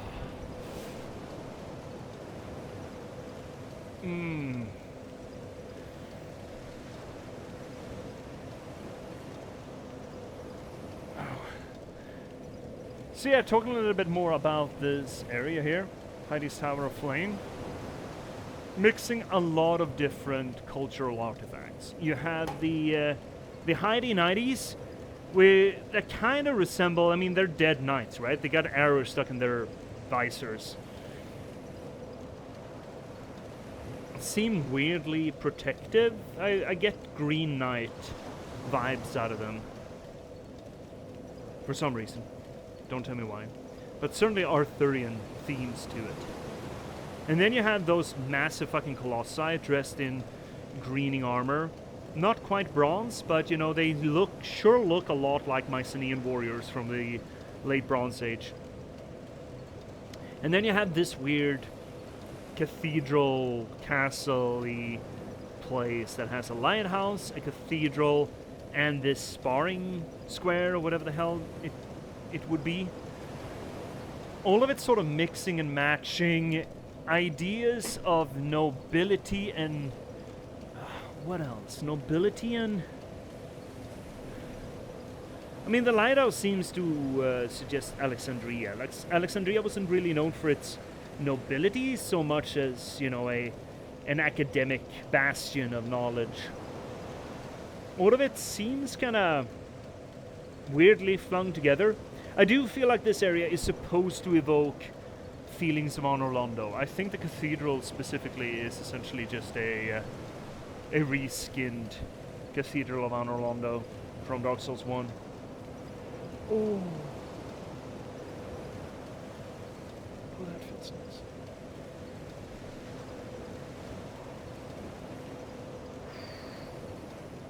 Ow. Oh, shit. Oh, I shouldn't have stood up that quick. Ow. Thank you, Shay. Whew. Still digging that game. But King of the Castle seems to be at a crowd fave. Yeah, I still don't understand the game. I've seen it. I don't understand what the draw is. Maybe I need to try it. Or actually watch it one of these days. I've seen a lot of people play it, but I haven't really watched the gameplay. Let's see here, cats. You should do Day Z for heart attacks. 2-3 hours of peaceful adventures and suddenly combat. You die and lose everything. I mean, yeah, sounds great. I mean, I played Tarkov. Tarkov's a little bit more hectic, though. It doesn't have that 2-3 hours of chill.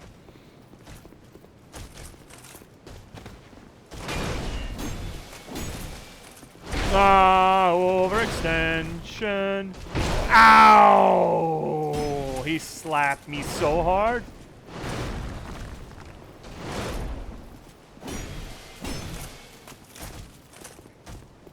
No, too early. Ah, it's fine.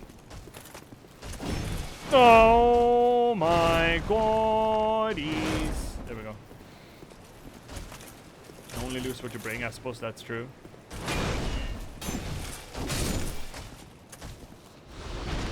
Oh, you dropped something. Cracked blue eye orb. We haven't read that. I'm not sure it says anything interesting. Invade the world of the guilty. Can only be used by members of the Blue Sentinels Covenant. Punish the guilty to strengthen the bond with your covenant. So it's hunt bastards. Hunt assholes, if you will. Which... I guess it's interesting that these guys drop them. Tarkov's 30 minutes of paranoia on not getting killed for you to die 10 meters for the exit from a sniper that you didn't even see. Yeah. Just get tapped in the face and you're done. I don't know how many times I've died like that.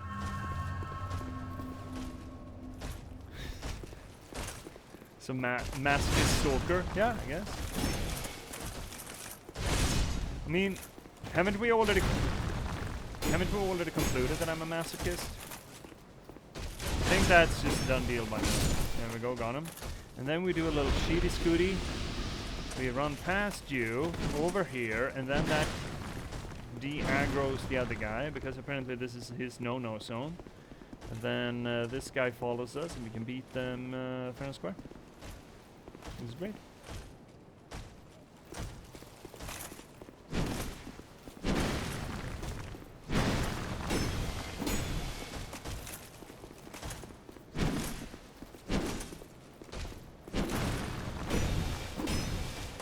Steps.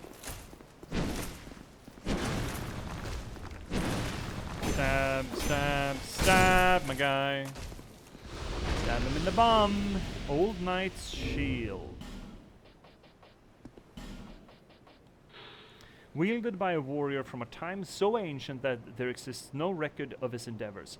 Certainly making association to the Mycenaean empires, right? Or the Mycenaean times, the late Bronze Age. Has extremely low durability. Sometimes, just as a thing falls to pieces, it unleashes its last flash of great power. Is it a good shield?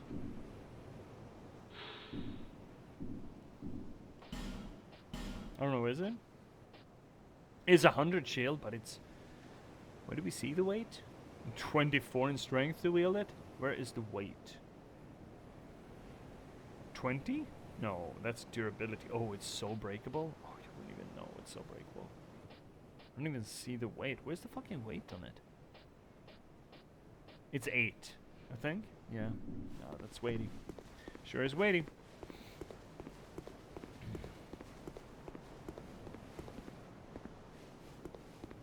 Have a literal unlootable base. Yeah, I suppose. Or some of the meta game progression in Tarkov. Man, I kind of miss Tarkov. But you really need to play a lot of it to make it worth your time, right? And be there from the start of a wipe too.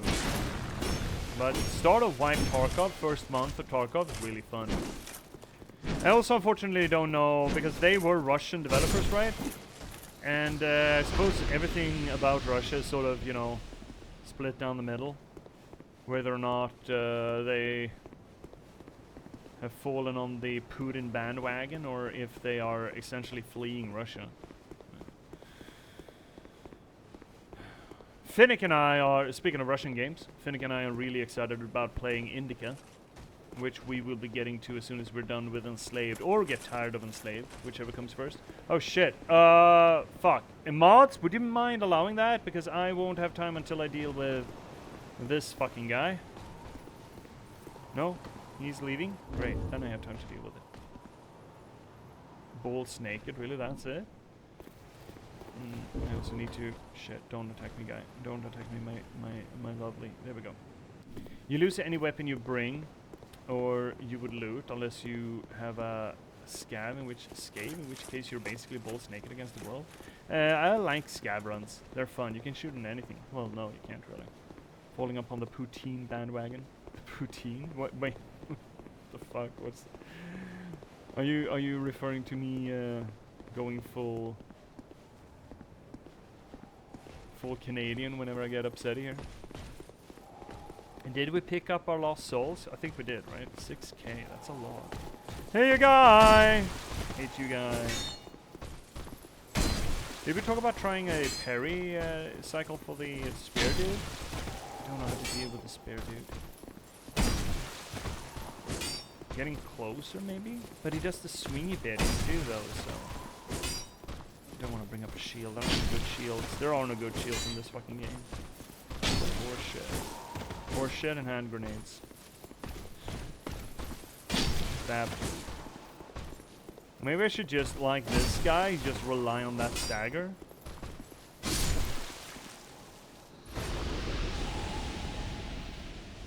The fact that Russian devs may partake in some poutine.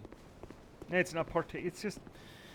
It's again with the fucking water shedders, right? You kind of forcing people to pick sides, which is goddamn silly to begin with. But you know what can you do with autocrats? You see the same thing in America, right? It's all polarization. And if you don't pick a lane, you're essentially, well, the perception is, at least, from the public, is that you endorse it. You know. Which is horseshit, by the way. It's absolute horseshit, but that's what autocrats does for you. I guess the same was true for, this guy always drops pale stone? Interesting. You can kind of farm that then? Yeah, but like, try Namalsk day 1 and day Z. If you die, you lose all your quest progress, all your skill training, all your gear. You don't get to have a safe zone or a safe house. You can't even build a base to finish the quest. Holy shit. And if you don't physically have enough space to carry everything that is needed, so you can bury some of the items for a time, but if you can be found and stolen by anyone, anytime, that sounds like absolute dog shit, man. It's not noob friendly, I'm the biggest noob. Yeah, I do. You presenting Days Said to me like that makes me absolutely not want to play Days Said, not gonna lie. Sounds like a fucking experience. I mean, I played a little bit when it was still an armor mod. I was scared shitless going through the map, just getting killed by someone to loot my shitty pistol. Oh, let's see here, Snake. I'm sorry, I'm gonna have to deal with this feller. This thirsty fella. See, I fucking hate this guy. Oh, backstab, fuck you! Oh, that didn't do as much damage as I needed it to. At all. At fucking all. He did more damage to me than I did to him. Do I stagger him? Oh, but he can get me anyway. Oh, I need more life gammies. Need more fucking life gammies. Right, that fucking thing. I hate that attack. I hate that attack. Okay, I can't roll backwards. That's the thing. Only roll forward. Never roll backward. I get it. Evade. Okay, drink a proper flask and then go get him. No, he stabs faster than I do! How is that fair? Oh, let's see your snack. Closer to hunt, but there's a Napoleonic Plague Europe extraction shooter coming out that looks interesting. Oh, that sounds really interesting. I like Hunt Showdown. I really like Hunt Showdown. It's a really cool game, I feel. Are you starting to see why I end up just cleaning this place? Like, I kill all the mobs at least 12 times to get through here.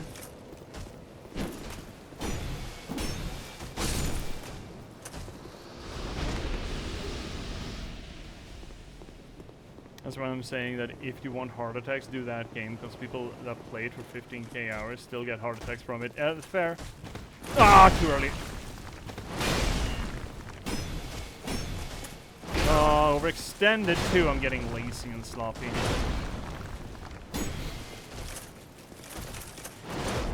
I gotta sneeze. Can we ask this guy to stop swinging so I can sneeze proper, please? Oh, how did we not get hit there? Whoa, what? These hitboxes are not regulation size. Oh, that was a surprising swing.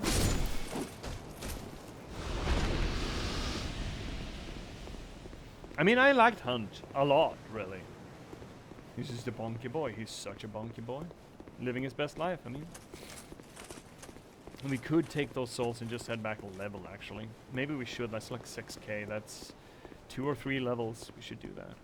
Hey, a guy. Alright, let's go. Too early. Much too fucking early. We're gonna die here. I kind of wish we didn't.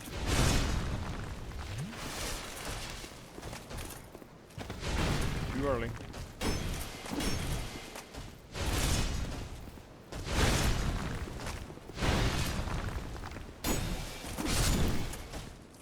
Oh no, we died. Right, can you run, you dumb fuck? There we go. You dingus? I should say that instead. You dingus? Come at me, bruh. Come at me.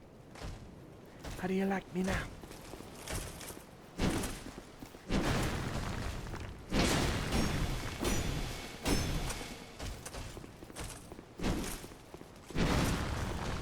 I do like me a mob that can't track. That cannot handle me running in circles.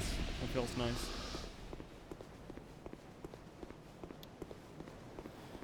Hey, you guys. That's so many soulsies.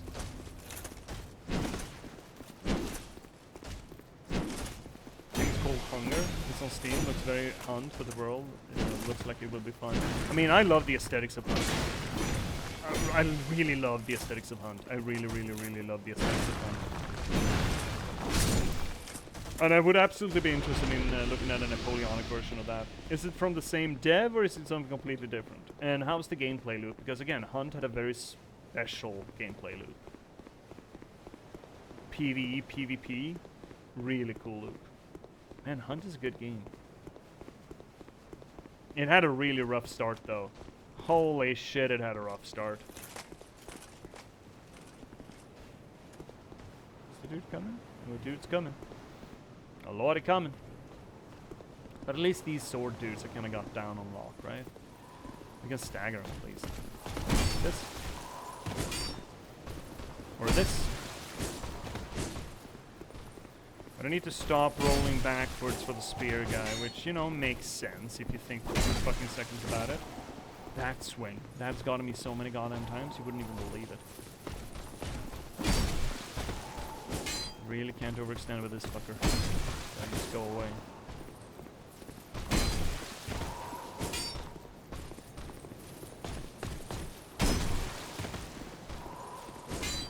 I don't think he drops his armor set though, but his sword is droppable, right?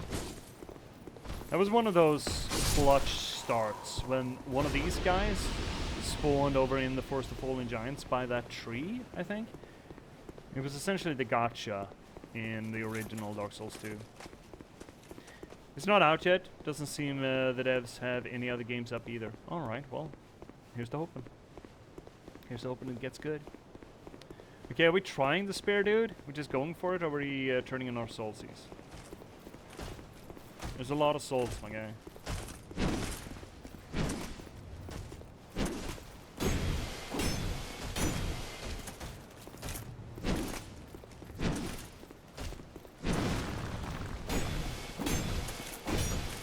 Some of these fuckers have more health than the others.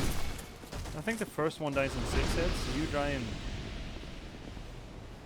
more hits. Look at that weird ass mausoleum. Just pops out of the ocean waves, and apparently there's a sewer-like level to it that goes up there. Bizarre map structure, man. How bizarre! Doo doo doo doo doo doo. How bizarre! How bizarre! Okay, what do we have shield-wise? Do we even have anything that's worthwhile here? Drang Lake Shield? It's heavy as fuck. I think he does lightning. Does he do lightning damage? Otherwise we can try this. It does have parry.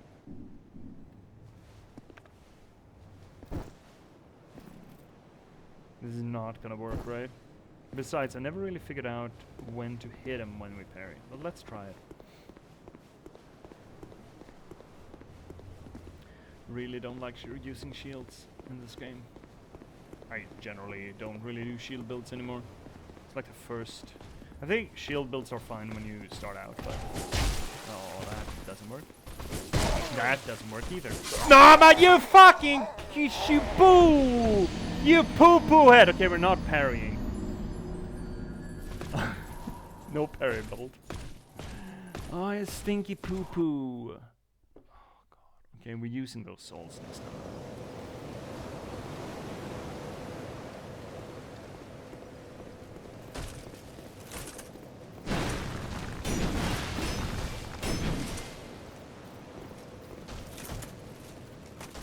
Spare 9 as you can in Nemesis at this point. I fucking hate those guys.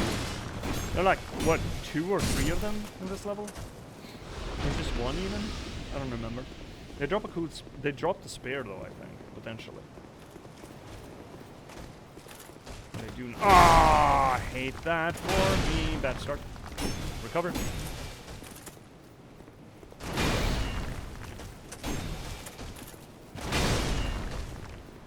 You're gonna do the big swing? No, no big swing. I love it if you got off the wall there, bot.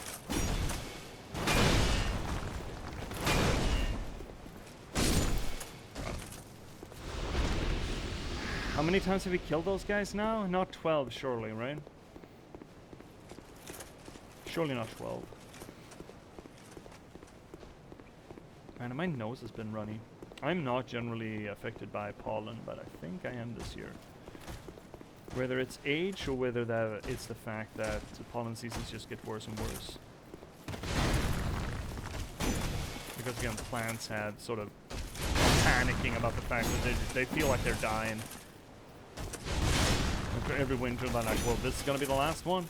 I better fuck it all out of my system.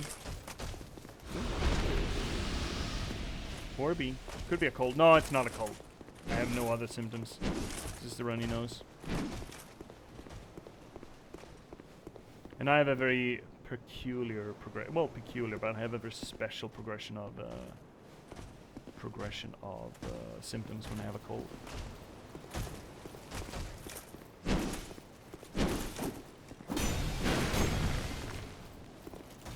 Said you had a headache.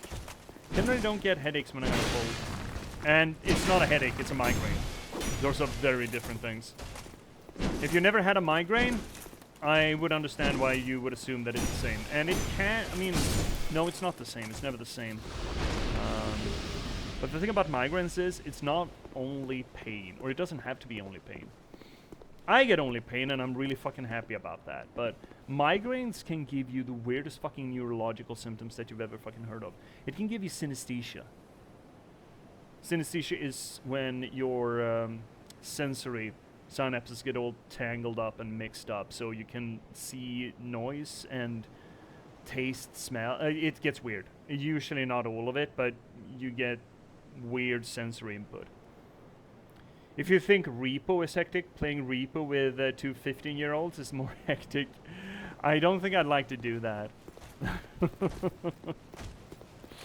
I made the mistake once or twice to play PUBG with kids that I was teaching math to. I was their teacher. I don't know if I was it at the time, but like a year after they passed beyond my reach, as it were. And no.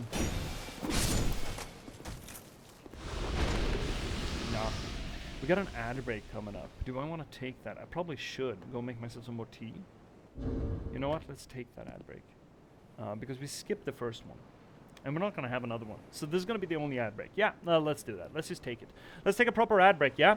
So, stretch your legs, cycle your fluids, take care of yourself. So I'm going to go make myself some more tea. And you're going to get a song if you don't get ads, that is. If you do get ads, I guess you might also get a song, but not a good one. Well, not my, or that's all McDaddy's song. Anyway, let's take an ad break. We will be right back in a little over 3 minutes. And until then, take care of yourselves. Don't go away. And see you soon. See ya.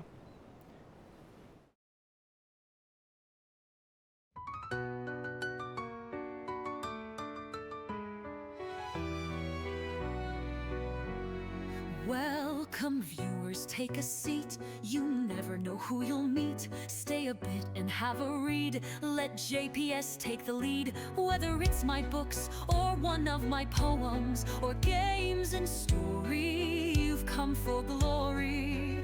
Let us dissect this plot. Let us discuss the protagonist. And if we can't cope with it, skita idibloskopus. And don't hold your breath, I'm just an organism. Let's talk postmodernism. Modernism. Lindberg will be heard.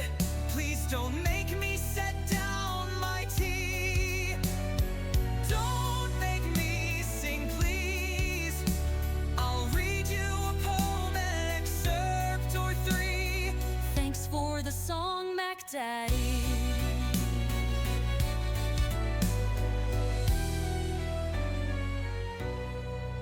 Let me rate your game's toilet. Is there light and TP? Crowbar smashes TNT. Why do all these bottles scare me? Signalis is in demand. See me return to the Oberdin. Take Max Payne by the hand and catch me in Morrowind. And don't hold your breath, I'm just an organism. Let's talk postmodernism. Modernism. Lindberg will be heard. Please don't make me set down my tea. Don't make me sing, please. I'll read you a poem, an excerpt or three. This is the break song just for me.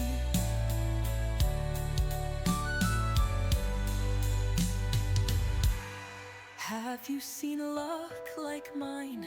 They say my books are quite fine. Forks on forks to boggle the mind. Sly like a fox, check out the last box.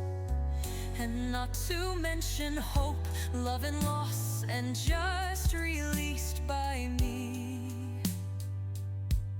Check out my latest book, Patchwork Sovereignty. And don't hold your breath, I'm just an organism. Let's talk postmodernism. Modernism. Lindberg will be heard. Please don't make me set down my tea. Don't make me sing, please. I'll read you a poem, an excerpt or three. The end of the break for me.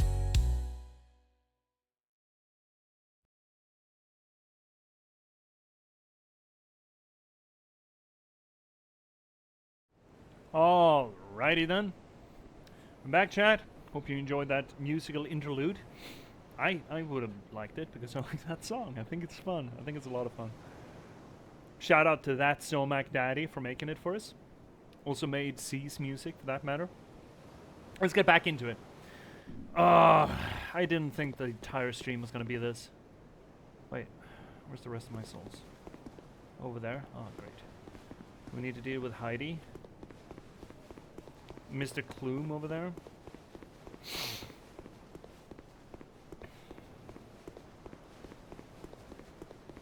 You know what? Let's take those souls home and level.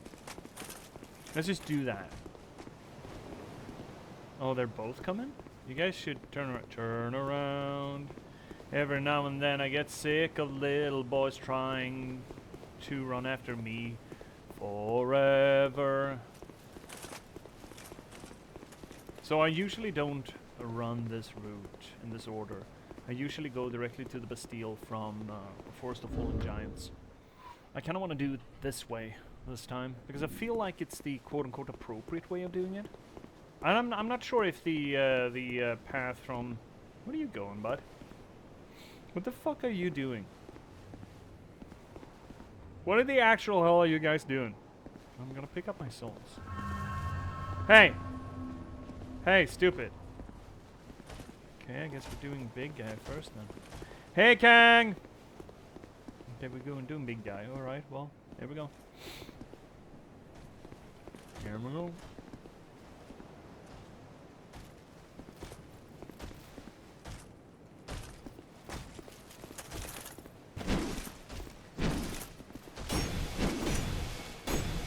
3 bongs.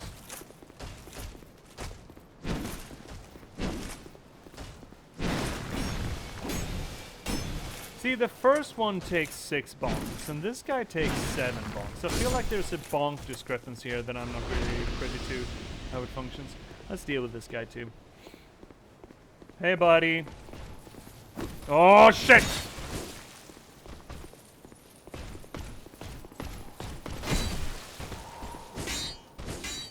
Another one.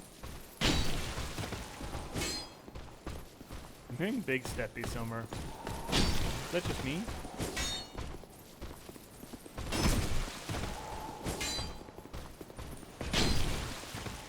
I mean, these guys, these sword dudes, they're nothing, right? They're nothing. They're nothing. This spear dude. I need to not do this tactic for him. I think it's more sideways, swingity swoopy. It's gonna have to come in. Oh, I don't trust you when your back's turned. Fucking cheating me, my guy. All right, we said we were gonna go back and use the souls, and we're gonna goddamn do it. I'm gonna goddamn do it. Said we were gonna do this, and we're gonna do this. Okay. Okay.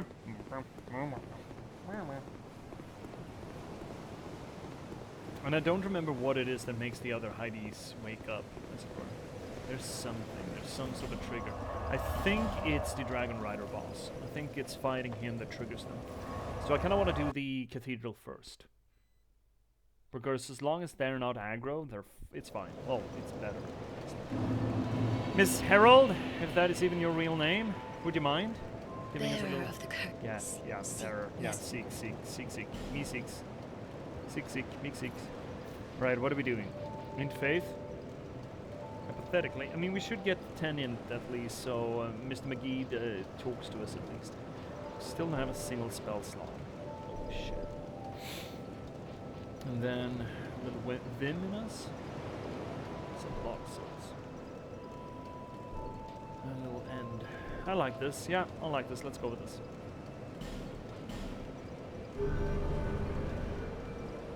Still don't know what kind of weapon we're running eventually. I feel like we can... There's a lot of oomph in this long sword, right? We can run this for a long time. Also, maybe we should give it a little bit of a boost. Reinforced weapon armor. This is 1 Titanite shard. What is it? Uppy. Uppy sum? Uppy sum. Is it worth it just giving it 1 little whoopee? Here's the thing, I don't know what else we're running. I have no idea what else we're running. It's twinkling.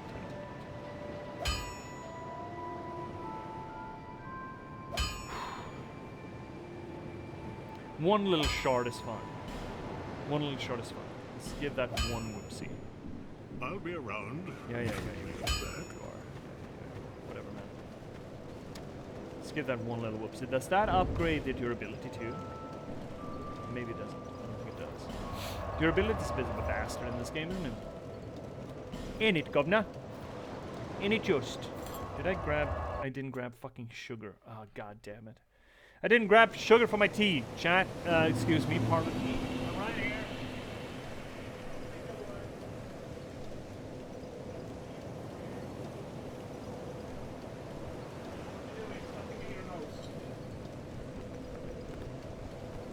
There we go. Reinstall sugar exe. Give me some sugar. He gave me some sugar. Alright, well, I obviously haven't killed you 12 times yet. Why does this guy have a little bit less HP than the other ones? I have no idea. No idea. New Pope? They got a new Pope in? Don't care. No, thank you. I'm sweet enough. No.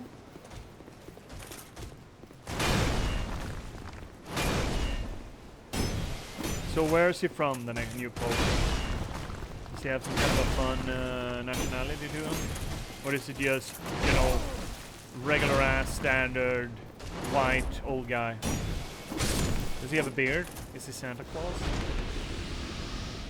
Man, Santa Claus for Pope.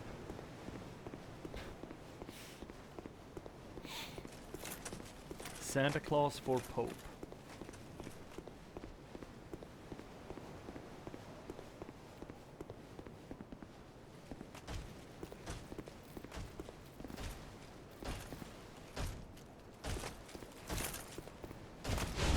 It's early. Very early. Am I doing more damage? I mean, legally I should be. But can I notice more damage? When you do more damage, it's all about how many hits it takes to bring down a boy, right? That's all that matters. That feels like I actually did. Oh, a new helmet for this. Going this way. To de-aggro one of them. There we go. Now we just need to deal with this guy. That's most definitely how we want to deal with this. Let's go, buddy. So go ahead and try to hit me if you're able. Can't you see that my relationship is stable? Is my camera off center? Worse than usual?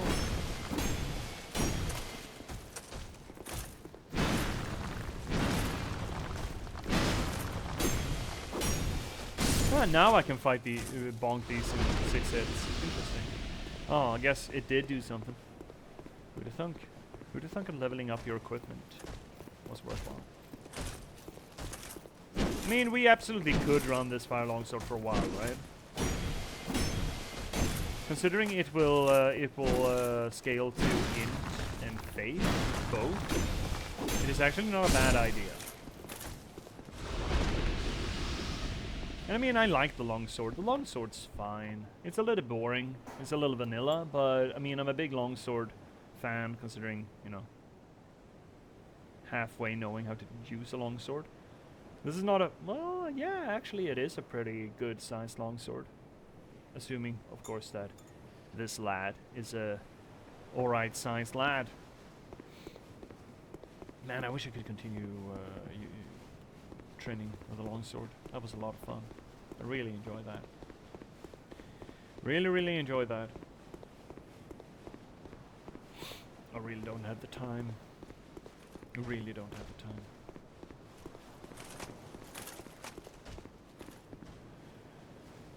You guys just not.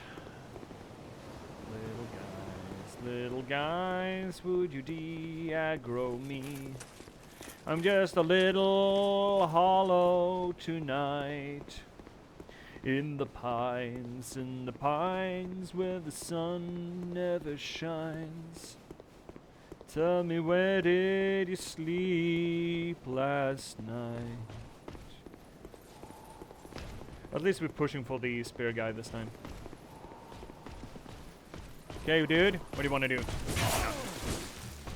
Okay, that, I suppose. Ah, come on!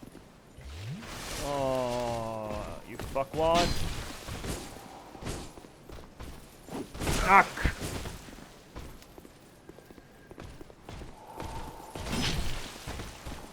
Where's the next Estus shard? Do we have to go to the Bastille for that?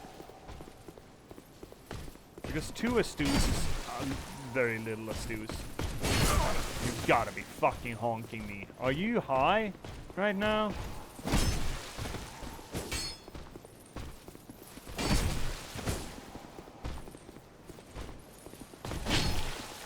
Oh, that feels bad. The B stick of HP is left. Oh, that's real bad. You know what we could do? Could put down a little sign, see if we can get some summons in here. Or get ourselves summoned, I suppose. Ah, little girl, don't you hide from me.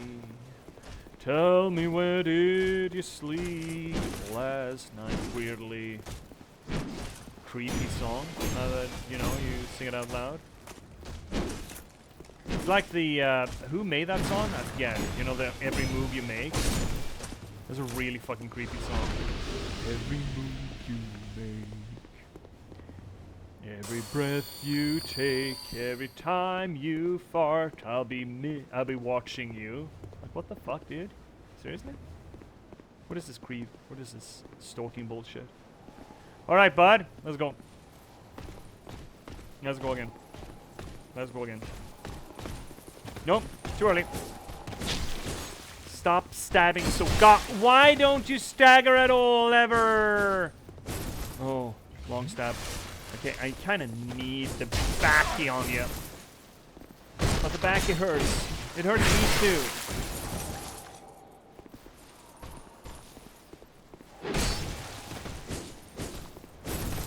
Now that's the ticket. That's the stuff. Ah, we found the ticket. We found the way home.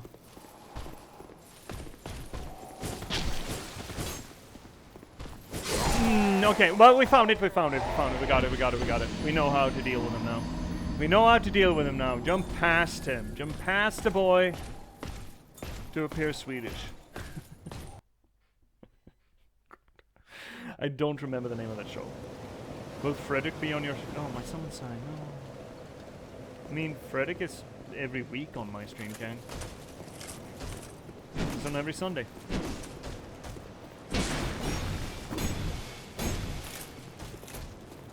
Have you not been paying attention? Have you not been paying attention? There we go. Once more into the breach. Now this is a lot of what Dark Souls is. At least this level most surely is, you know, smashing your head against the wall.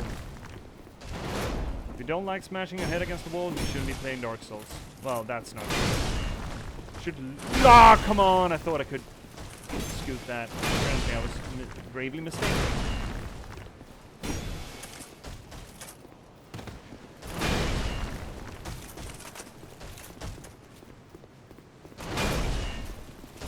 That's almost Elden Ring level drag or delay on that. Holy shit.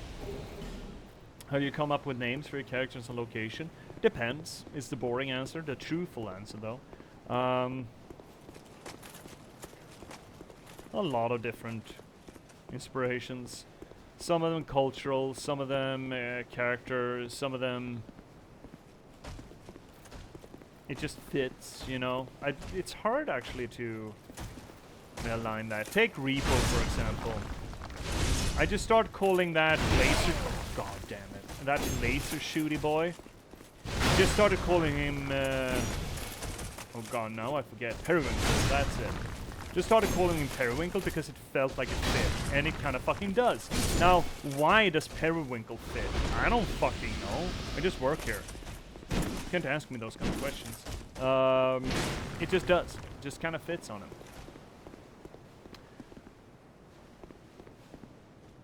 But you need to be aware and sensitive to a lot of the nuances in language and stereotypes. And, I mean, well, that still sort of sensitivity depends a lot on what kind of name it is, right? Or what kind of associations you want with a character. It could be a weird dissonance to the name of the character that you want, that you are asking for, like what you essentially get when you name a pet a cheese, or just a standard name, like naming your gerbil Reginald, for example, or your dog Bob, something along those lines, that is supposed to be jarring and supposed to say something by being jarring. Or why it's funny that Cerberus essentially translates into spot through ancient Greek. The idea that Hades named his dog Spot is so fucking funny, you know? It's... But now we're talking kind of joke names. But there is an element to all of that. Like I named one of my Hulder, Anne, which I don't know if it's only funny to me, because to me personally, the name Anne brings to mind anise, which is a key component of absinthe. So her name always makes me think of absinthe. Absinthe being, you know, the poet's liquor, the hallucinogenic liquor. And that, to me, says a lot about her character. So she really feels to me like an Annette. I have another character in the upcoming novel, The Girl with Raven Hair, that goes by the name of Eel. Mind you that the name Eel is really just one of many nom de guerre that he uses. It's the current one that he uses. And he's supposed to be, you know, evading the law, a bit of an adventurer, scavenger, not really following the tenets of the society that he operates in. Sort of a rogue and a rebel.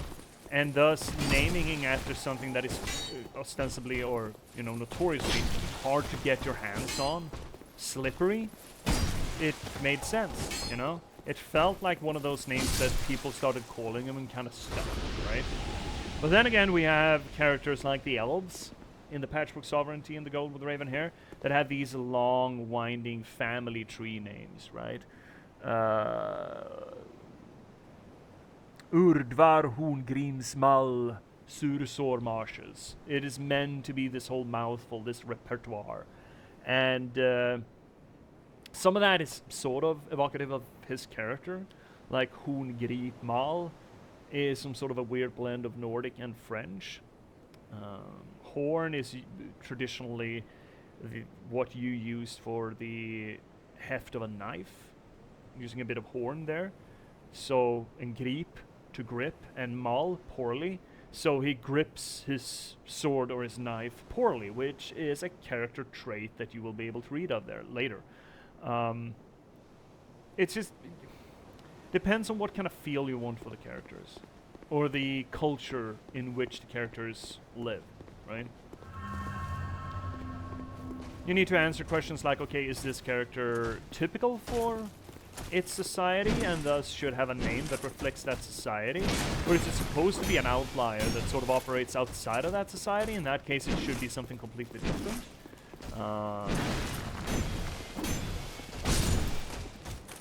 So it all depends. It depends on the characters, it depends on the work, it depends on the setup.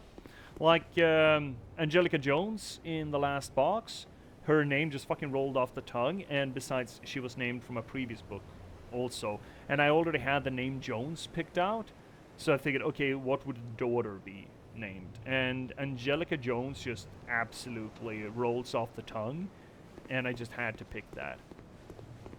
And then, of course, I kind of luck-sacked my way into a bunch of other associations by the use of that name.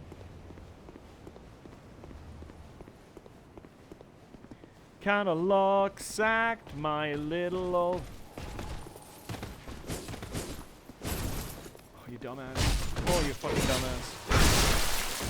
He's Swedish, he just mashes consonants. You're back! Welcome back, Z! We're talking about naming conventions for characters. Oh, you missed. Well, that's unfortunate for me. Ah, stop doing that! Oh no, don't unlock from him. No! I fucking hate this guy! Oh, I hate him so bad! Just had a bash at Beat Saber. Oh, it's that thing. Right. Now I'm all hot and sweaty. Oh, you got the sweat on. I never ever tried VR.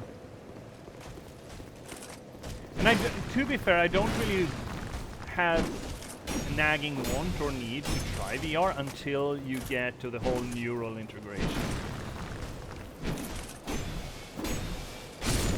And besides, I do suffer a little bit. Well, back in the day, when I was a kid, I did suffer from motion sickness. And I hear that some of the VR equipment don't gel well with that. You're doing the big swing? You are doing the big swing. Stab.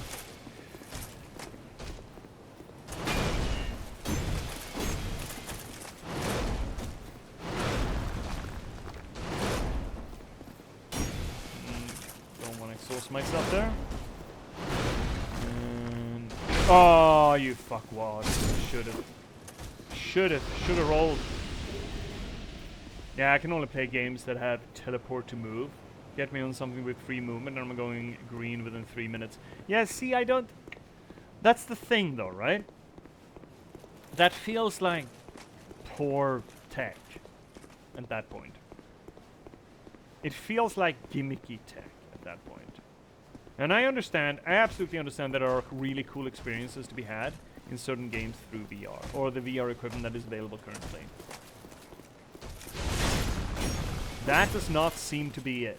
Oh, that was early, real fucking early. Really stretched my iframes there. Well, at least the sword works better. That's nice. No, you don't.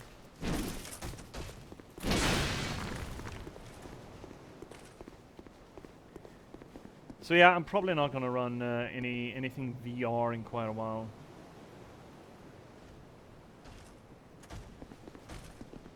AR could be cool though, with like Google Glasses software or hardware, of course it is. That could be really cool. To just have a game overlay on the world.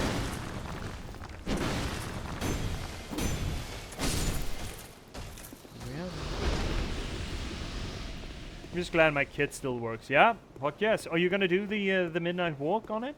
Are you gonna stream that? There should be stream integration, right, with VR? There's gotta be. There's gotta be. Well, I guess it depends on the VR system.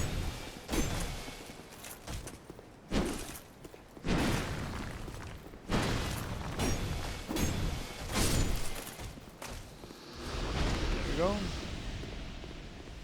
I would imagine that some experiences with VR are just absolutely fucking horrifying. Like, Subnautica. Imagine Subnautica VR.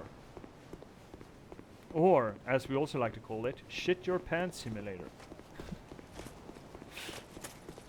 Yeah, I don't see why not. Because whatever you're playing also comes up on your monitor, so OBS would just capture that. Oh, well, there you go. Well, fucking fantastic, man. Yeah, if you're gonna stream Midnight Walk, if you're gonna give it a whirl, I might just take a peek, a quick peek, to see if it has muscle, like narratological muscle enough for me to do anything with it. Because it did look interesting. Very interesting. Right, bud, let's go. Let's go, Mr. Man. Now I'm getting to the point again that we should just go home and spend the souls.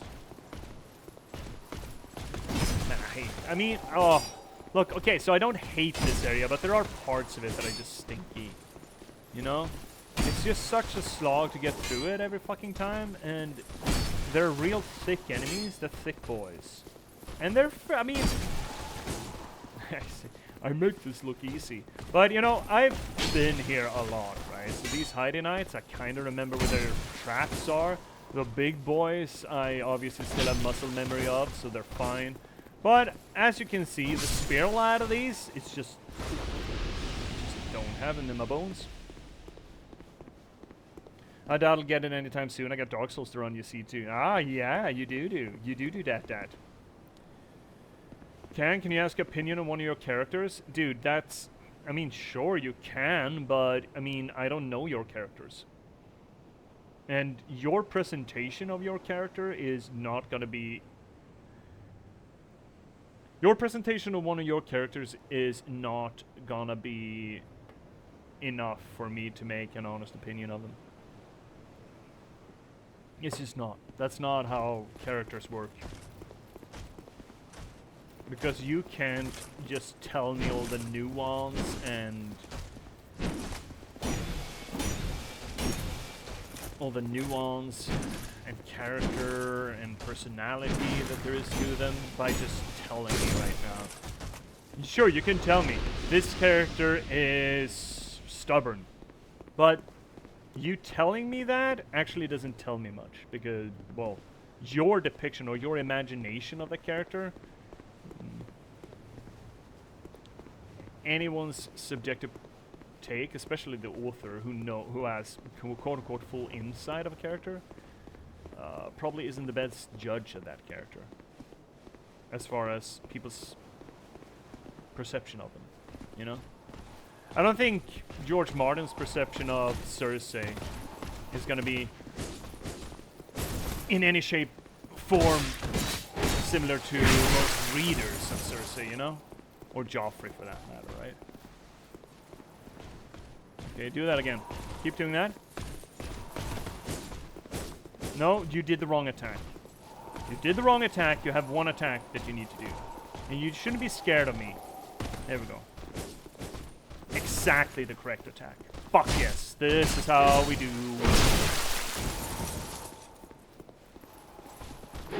Do a little cheeky. Ah, come on, you fuckwad. Okay, fine. Do that then. Be that guy. Do your other thing. Not that thing. The other thing. The swingity swooby. No, you gotta do. Not that swingity swooby. The other swingity swooby. You know exactly which swingity swooby. You're just being coy now. Oh, you stupid fuck. Maybe you should do jump attack on you when you do that. Come on. There we go! We're fucking doing it, chat. We're doing it.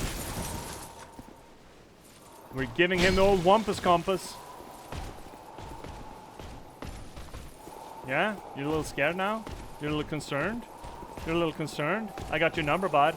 I got your number. I got the Dark Souls shuffle. You can't hurt me. You can't hurt me. You can't hurt me. You can't hurt me in any way that matters. Are you running a fucking way? Oh no, he isn't. He cheats me Magootsy. Hey, dude, scaredy cat. Hey there, scaredy cat. Wow, wow, wow. Hey there, scaredy cat. Wow, wow, wow. Fucking got him, chat. We did it. We finally fucking did it. Took us 2 hours. You want to finish Ori first? Yeah.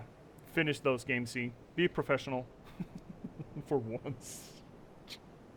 Congratulations! Oh, thank you!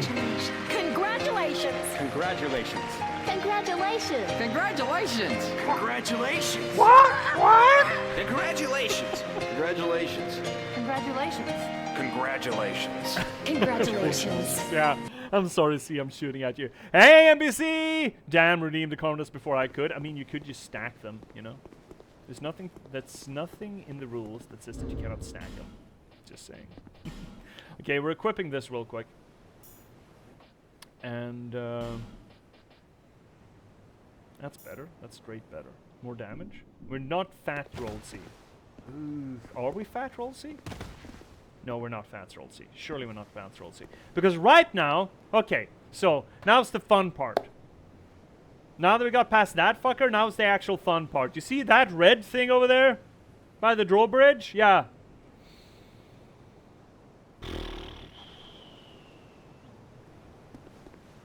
Are you prepared, chat? We have 10k. Oh, God, this would suck. Oh, this is gonna suck, chat. This is gonna suck real bad. This is gonna suck. Infra penny, infra pound.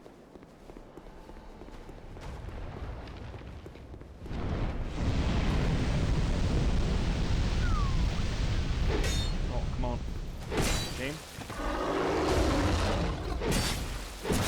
I don't know how much of there can stem here. Not that much. Fun.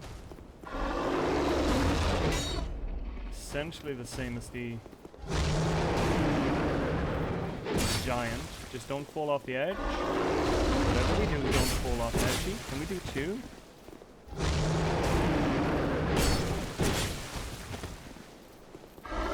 So the problem here is not necessarily that now this is hard. It's also that I have no idea what you're doing right now! I can't see you!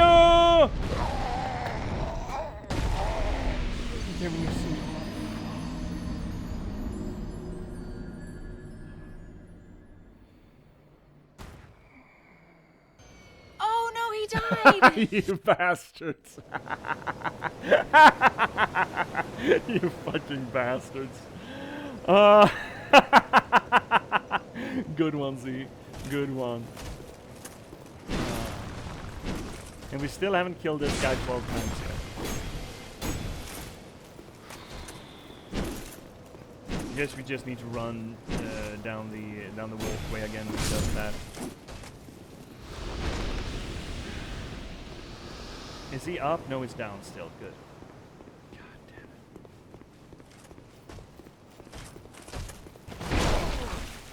It's either short attention span or a fascination that turns into addiction. Yeah, like Thalia. Man, we're getting the forest update soon. I'm gonna be playing them.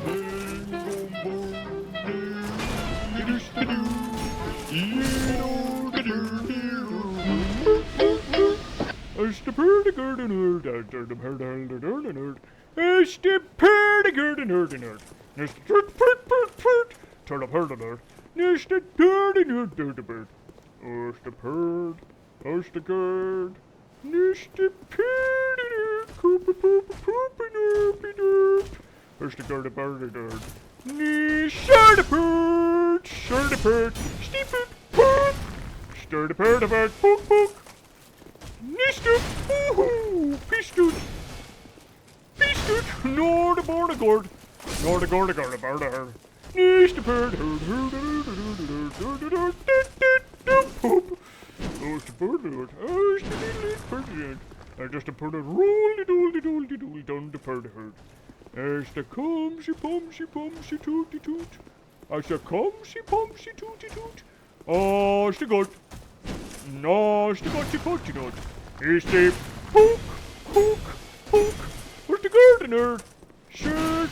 Sneer. Nerd! The first to snare the bird nerd. There's the pook. There's the purdy nerd. There's the mwah. Chef's a kiss the purdy nerd. Didn't notice any difference, you fucking asshole. Pook.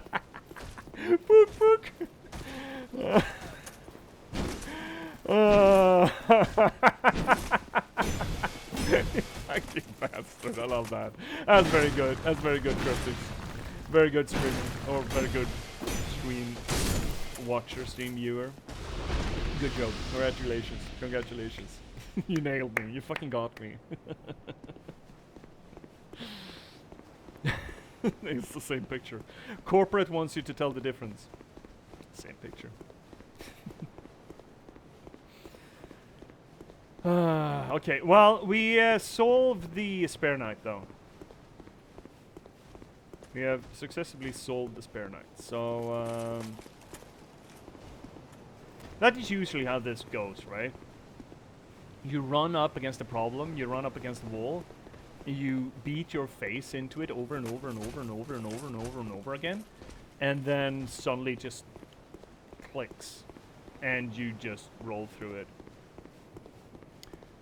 Hi, Almighty Weaker. That's... Oh, Wesker. That's a different thing. Hi, Almighty Wesker. Welcome to the chat. Welcome, first-time chatter.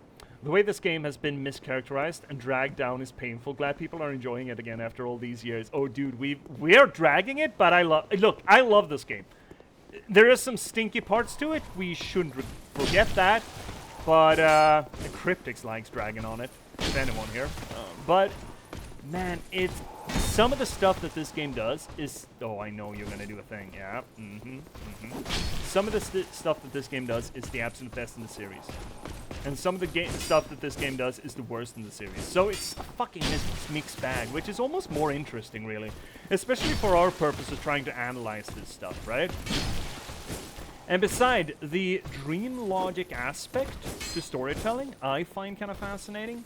I'm not sure if we... Oh, I don't trust you when you're back to turn, but...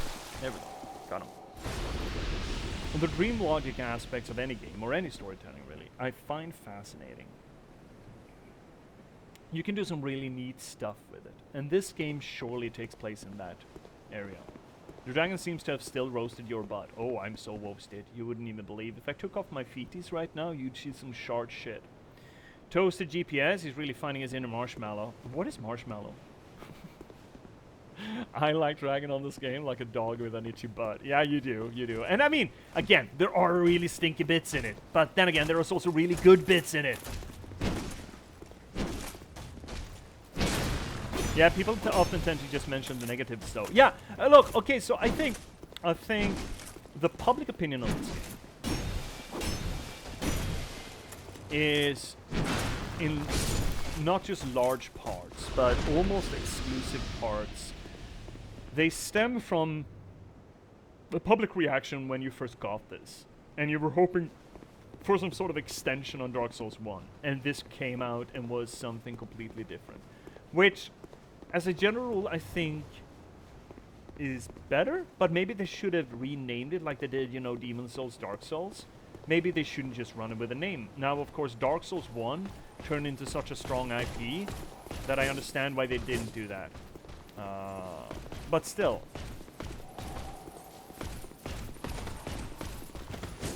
It is weird. And specifically some of the stuff that you really could enjoy with Dark Souls 1, like really cool level design, for example. Not just level design by how it looks, but level design with how it's put together. And that was just absolutely dumped in this game. Well, absolutely dumped, but mostly dumped in this game. We fucking sold them. We sold them so good. Sorry, I'm gonna pay attention in chat as soon as I'm done with this guy, because we've been spending like not quite 2 hours on this lad, and now we've figured him out. So I wanna get some progression in tonight, because I think we are running up. Yeah, we absolutely are running up on the end of this, unfortunately. Oh, I don't trust you. Oh no, I don't trust you. Oh no. Oh no, that's not a. Hey, where you going? Whoopie boy! Poopy boy! Bada bam bam bam! Stab you in the back like you're a marshmallow, little boy! Doo doo doo! Got him. See, now he's solved, right? Now he's simple. We just need to figure him out and it's done. Thanks, I hate it. Let's see your old Mighty Whisker. Yeah, people often tend to only mention... there we go, we got that. Well, J.P.S here acting professional for the new person whilst we're just talking about marshmallows and dog butts. Just put on my professional head here. Let's see here, Almighty. Yeah, dreamlike quality of the world, you mean? Yeah, exactly. We talked about that on the previous streams. This is the third, I think, the third stream. How there's a whole dream logic element to the presentation in this game and the world building in this game. We mentioned it previously with the intro sequence. We mentioned it with Things Betwixt and Majula, and the whole themes of dementia and, you know, the dream sense of it, the atmosphere of it. Today we mentioned it with, and I use this as an example of why some people hate the world building in this game or the world connection in this game.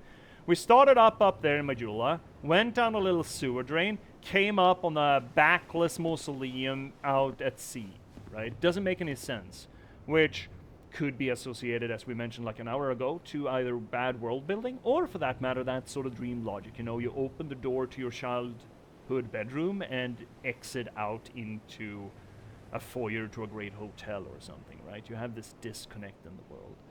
And I think a lot of the players just, partly they weren't prepared for a different kind of Souls experience, and they weren't really prepared to interact with an action RPG in that sort of sense, like it's Mulholland Drive essentially.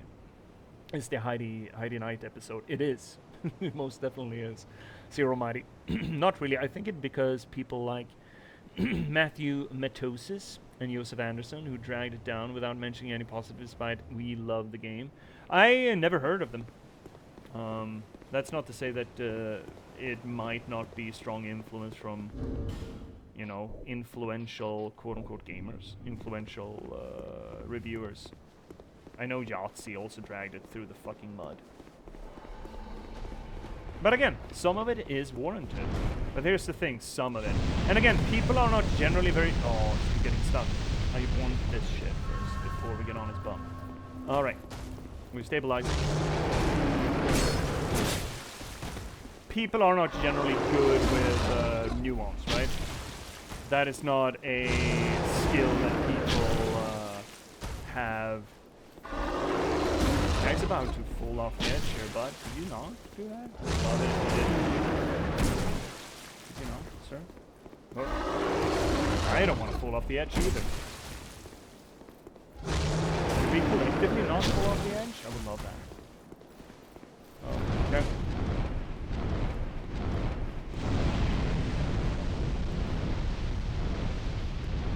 How long does this fucking go on for? There we go. Get in there quick again. Okay, we're back on the ass. Back on the ass. Ass strat. Again? No! No, no, no, you gotta be fucking honking me, me.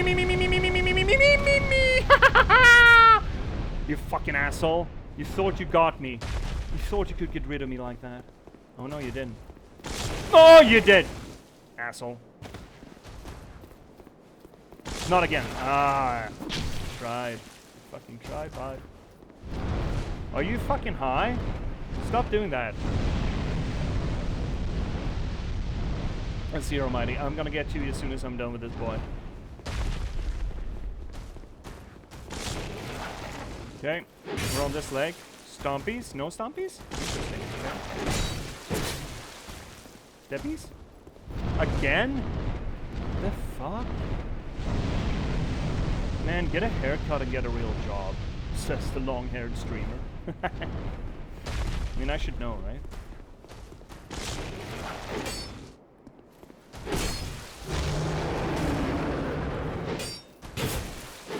Wanna hear something cool, chat? This guy does not respawn. So that's nice. Congratulations! Congratulations! Congratulations! Congratulations! Congratulations. Congratulations! Congratulations. Congratulations. Congratulations. Congratulations. Congratulations! Congratulations. Congratulations! See, doesn't that feel good? Doesn't that just make your nipples tingle? Let's see, your Almighty. Then we should hate David Lynch's works, right? Which we don't. But people are more attuned to interpret movies in that way than games. At least when this came out in what 2014, I believe. People just weren't used to it with the genre and the setting, and I do feel like this absolutely is one of those games. I mean, all of the Dark Souls bunny ears have been loved, with certain outliers like Sekiro, for example, didn't really gel with me, while some people say it's the best Souls game or FromSoft game, or this game for that matter. But generally, still FromSoft is beloved by the fans. But this might be the one game that grows on people more and more. It will have also a little bit of a rally around the flag syndrome thing. People who do enjoy this game will stand by it because they do feel value in it, and considering it's so maligned, you feel obligated to stand by it, you know? Sounds like a Persona ending. Almighty, that sound clip is from Neon Genesis Evangelion, which, to be fair, is kind of a proto-Persona. Matthew Matosis is basically the Oppenheimer of this Discord. Oh, he's the destroyer of worlds. He just takes credit. I like Joseph Anderson, but I think he can be a bit overly critical on some things, and I think he also trolls a bit people who take him way too seriously. That's the problem again with internet discourse, right? Because you're incentivized to be incendiary. Okay, well, we got we got things. We got bone and we got shield. Let's read those things. Watch Dragon Karma. A shield decorated with an intertwined dragon. The black and white contrast depicts the ebb and flow of the fate of all things living, and the serpentine dragons that watch over the march of time. The bearer of this shield will be blessed by great fortune in battle. Well, that seems good for someone who uses shields. And petrified bone. Commonly called dragon bone, but the veracity of the name is questionable. In any case, this petrified bone houses great power. Well, great. How is the shield any good? We're not doing shield. It's pretty light and it's a 90 shield. I mean, if you ever need a shield. Old Radiant Life Gem. And crank it up. In the end, it's just a dude that has an opinion on the internet, and that's basically all of us. Yeah, right? It's never been more true that opinions are like assholes. Everyone's got one, and they all stink. Says the streamer here that does literary analysis on games, right?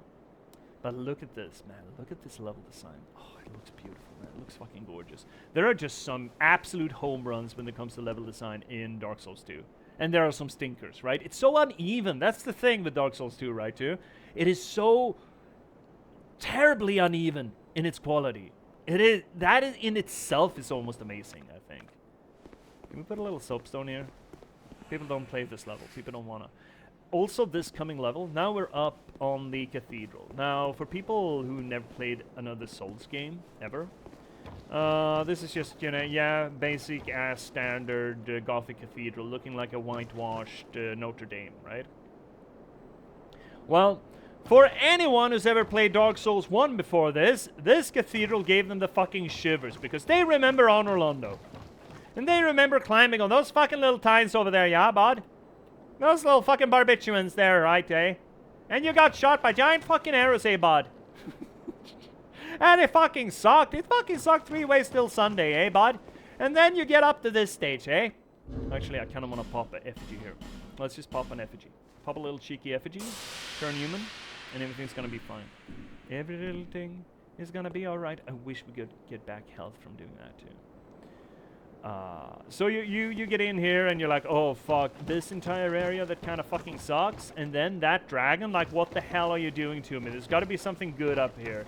And you come up to the Honor Londo area and you see the fog wall and you get all huffy and puffy and like, oh, Dark Souls, my friend, this used to be a mid-game boss that it was at one point considered the hardest boss in Dark Souls.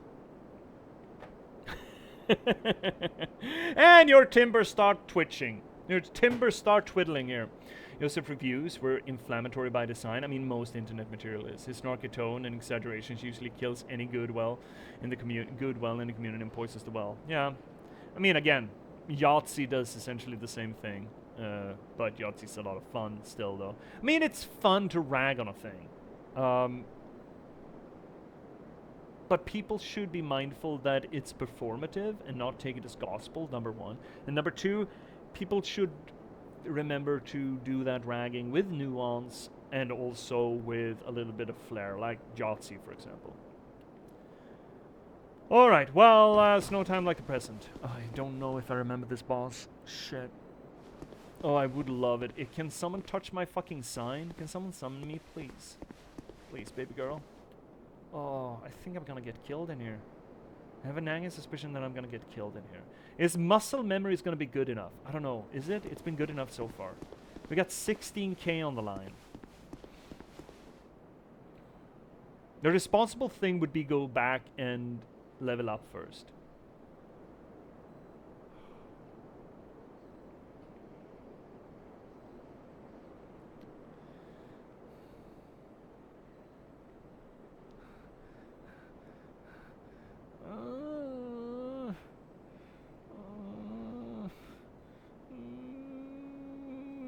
Let's be a fucking adult. Just go back and... Because the dragon's gone. The dragon's done with. The dragon's not gonna respawn. And I hope that ghost there summons me, by the way. Let's hear your cryptics. You just take all from a filter. If you enjoy something, enjoy it for what it is. I shit on this game, but when it came out, I played a lot of it. And I was so glad for it. Yeah. I mean... This game does deserve some criticism. And the stinky parts of this game stand in such contrast to Dark Souls 1. But it does try something new. And that new is something that I do believe is a bit of a acquired taste. Something grows on you.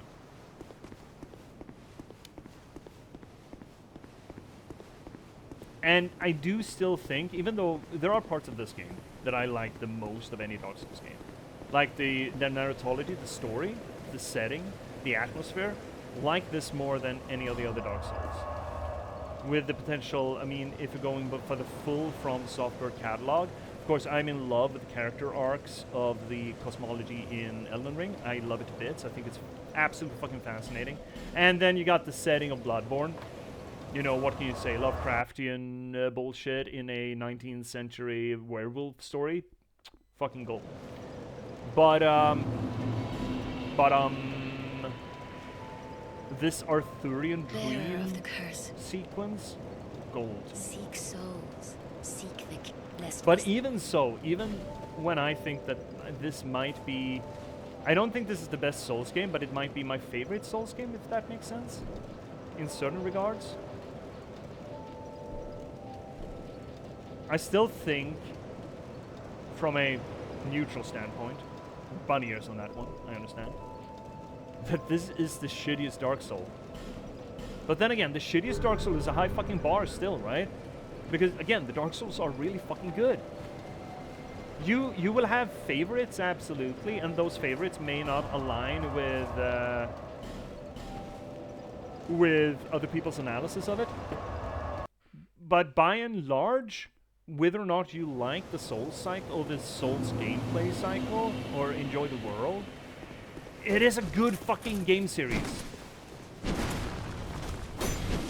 And being the worst in a really good game cycle, all things considered, is not that terribly fucking bad, you know? Let's see your mind before I get into. Well, actually, let's see Cryptics first. One thing I loved about DS2 is the bigger focus on PC than FromSoft's had after it. Coming from Demon Souls, that was PS only, and Dark Souls that we had to find to get it. DS2 came out on PC at release, was such a victory. And then you're getting into the console wars, as it were. Halo, the PC Master Race, and all that. Zero Mighty. Okay, sorry for a long essay. No problem, bud. I mean, conversations like these... I mean, now we're essentially just talking about a reception of a game, and that's not really what the channel is for, then technically, but reception is also part of literary analysis. It is. So let's go. But for example, people mischaracterize the opening where the old lady says you'll die again and again, and I use that as evidence that the game is cashing in on the difficulty and made the game harder just for that, but that is false because the quote was meant for the exact opposite actually. It's meant to comfort the player and tell them that repeated death is part of the experience and even part of the story. Yeah, to some extent, yes. I mean, they did that mistake in Dark Souls 1 already when they released the, the Prepare to Die edition, and sort of cultivating this notion that Dark Souls is somehow a difficult game. I'd argue that it's not. It's a harsh one. It teaches you certain things and expects you to learn them, and if you don't learn them, it will punish you. But then again, there's no true failure state in the game either. You will only fail at this game when you stop trying to play it, right? When you give up, that's the only true failure state, and I love that life lesson. We've talked about that kind of profusely on the channel, actually. I say that time and time again, that Dark Souls teaches us that the only true failure state is to stop trying, and in that way, it's a really hopeful game series, teaching us that thing. I think that's a thing that gamers need to be taught. But yeah, to some extent, I absolutely agree with you, Almighty. It's also that taunting that you get from partly the old lady in the intro sequence, an intro sequence which I actually think is one of the absolute best pieces of this game. I fucking love it to bits. And also the other four ladies that we meet in the things betwixt, they sort of continue that shit on, right?